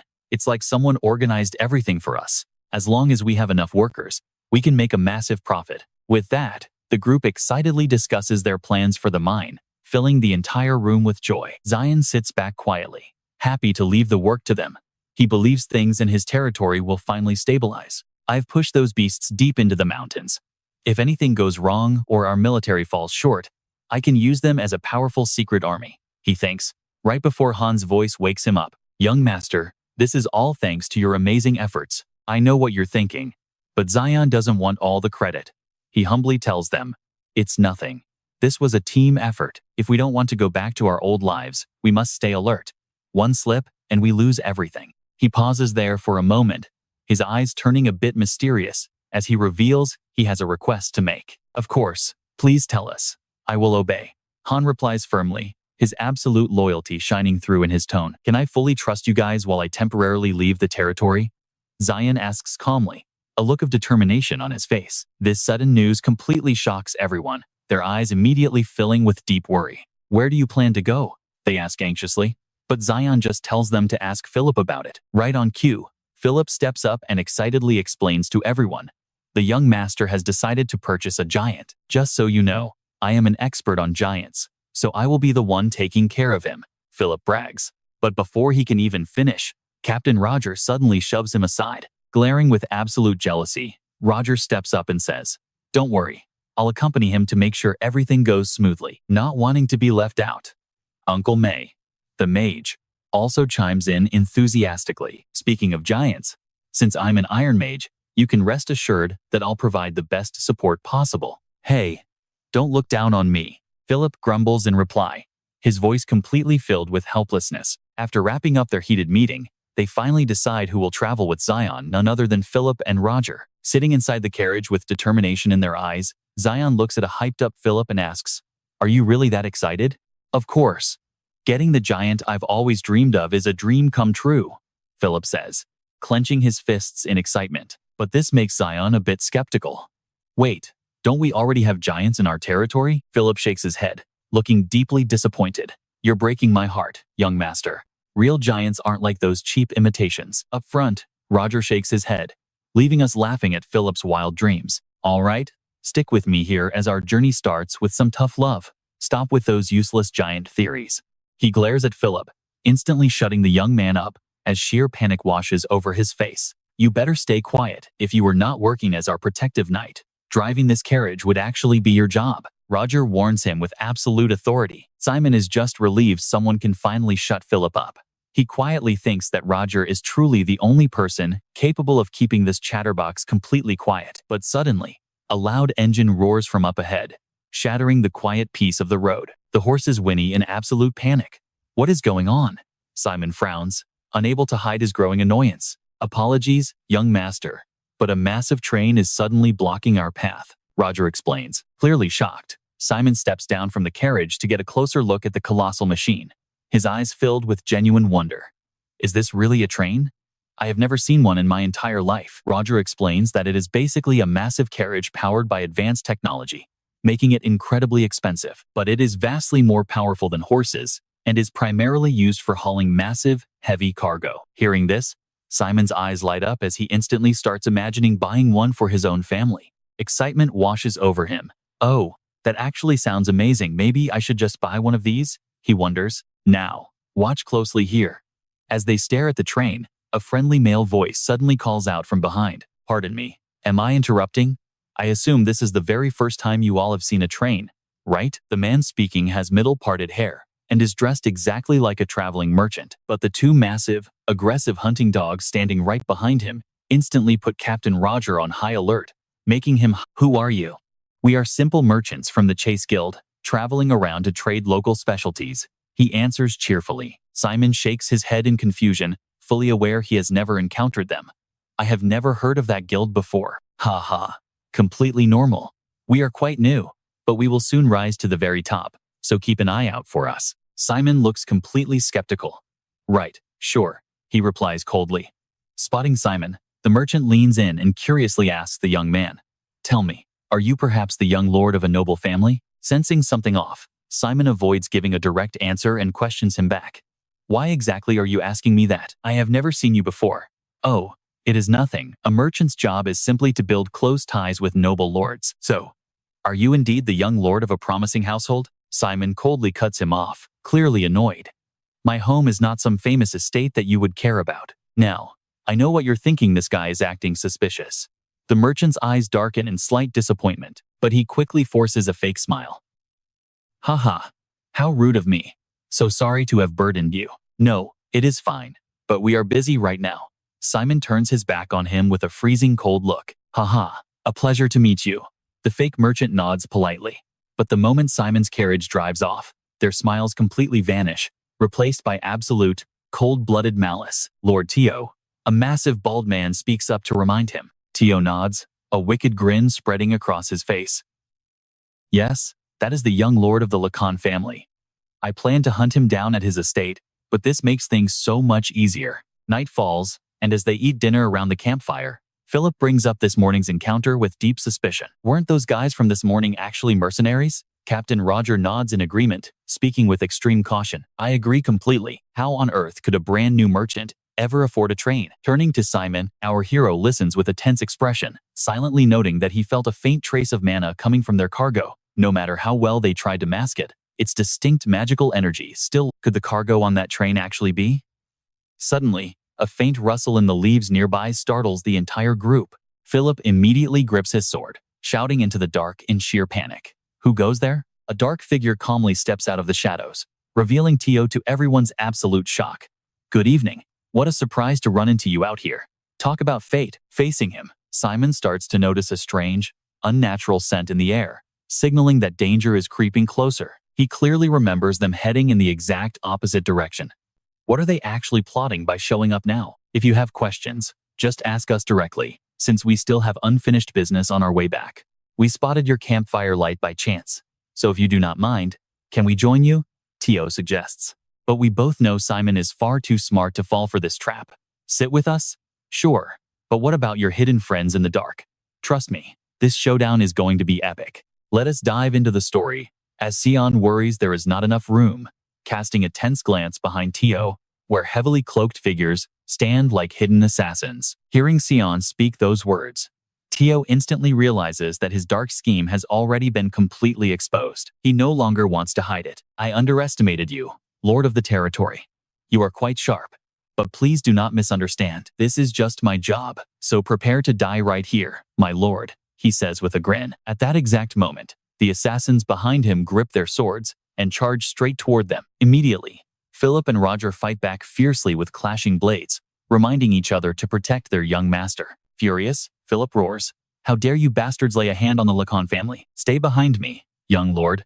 We will protect you with our lives." Though the overwhelming enemy numbers make Zeon highly suspicious. With an ambush of this scale, they must have planned this assassination incredibly thoroughly. They block Philip and Roger with perfect precision, meaning a drawn-out battle will quickly turn against them. Now pay attention, because while Zeon is busy calculating, a masked attacker sneaks up behind him, ready to strike a lethal blow. The blinding speed makes it impossible for Zeon to react. But luckily, Roger is highly alert and blocks the surprise attack. Not only that, but he also blows the stealthy attacker back several meters. As expected of professional killers, he remains completely unharmed, though his blade still trembles from the heavy parry. "Are you hurt, young lord?" "I am fine, thank you." After that close call, Zeon realizes these are no ordinary assassins or low-level bandits. To slip past Roger and target me, each of these men must be highly trained elite knights. The merchant shows absolutely no fear toward the skills of the Lord's guards, even looking down on them as he waves his hand to summon something. Suddenly, a massive shadow looms over everyone, revealing a giant golem that lunges forward with its deadly hands outstretched. At a glance, Zeon recognizes the beast as Zen, one of the most powerful golems. Left with no other choice, Zeon prepares to step in, ordering his two guards to close their eyes. Now, watch closely as a massive energy erupts from Zeon's hand, blinding the room.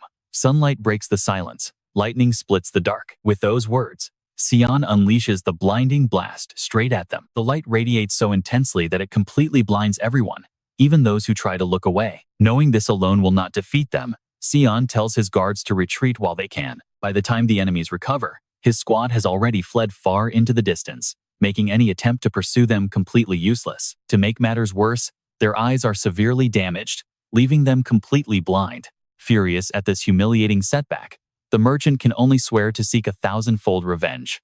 While Zeon's group flees at full speed, Philip and Roger express pure awe at that strange spell, but a tense Zeon urges them to keep running. The assassins are still hot on their trail, but luckily, the dense forest cover provides enough protection to keep them alive. But then, their incredible speed lets them cut off their escape route, leaving the trio cornered.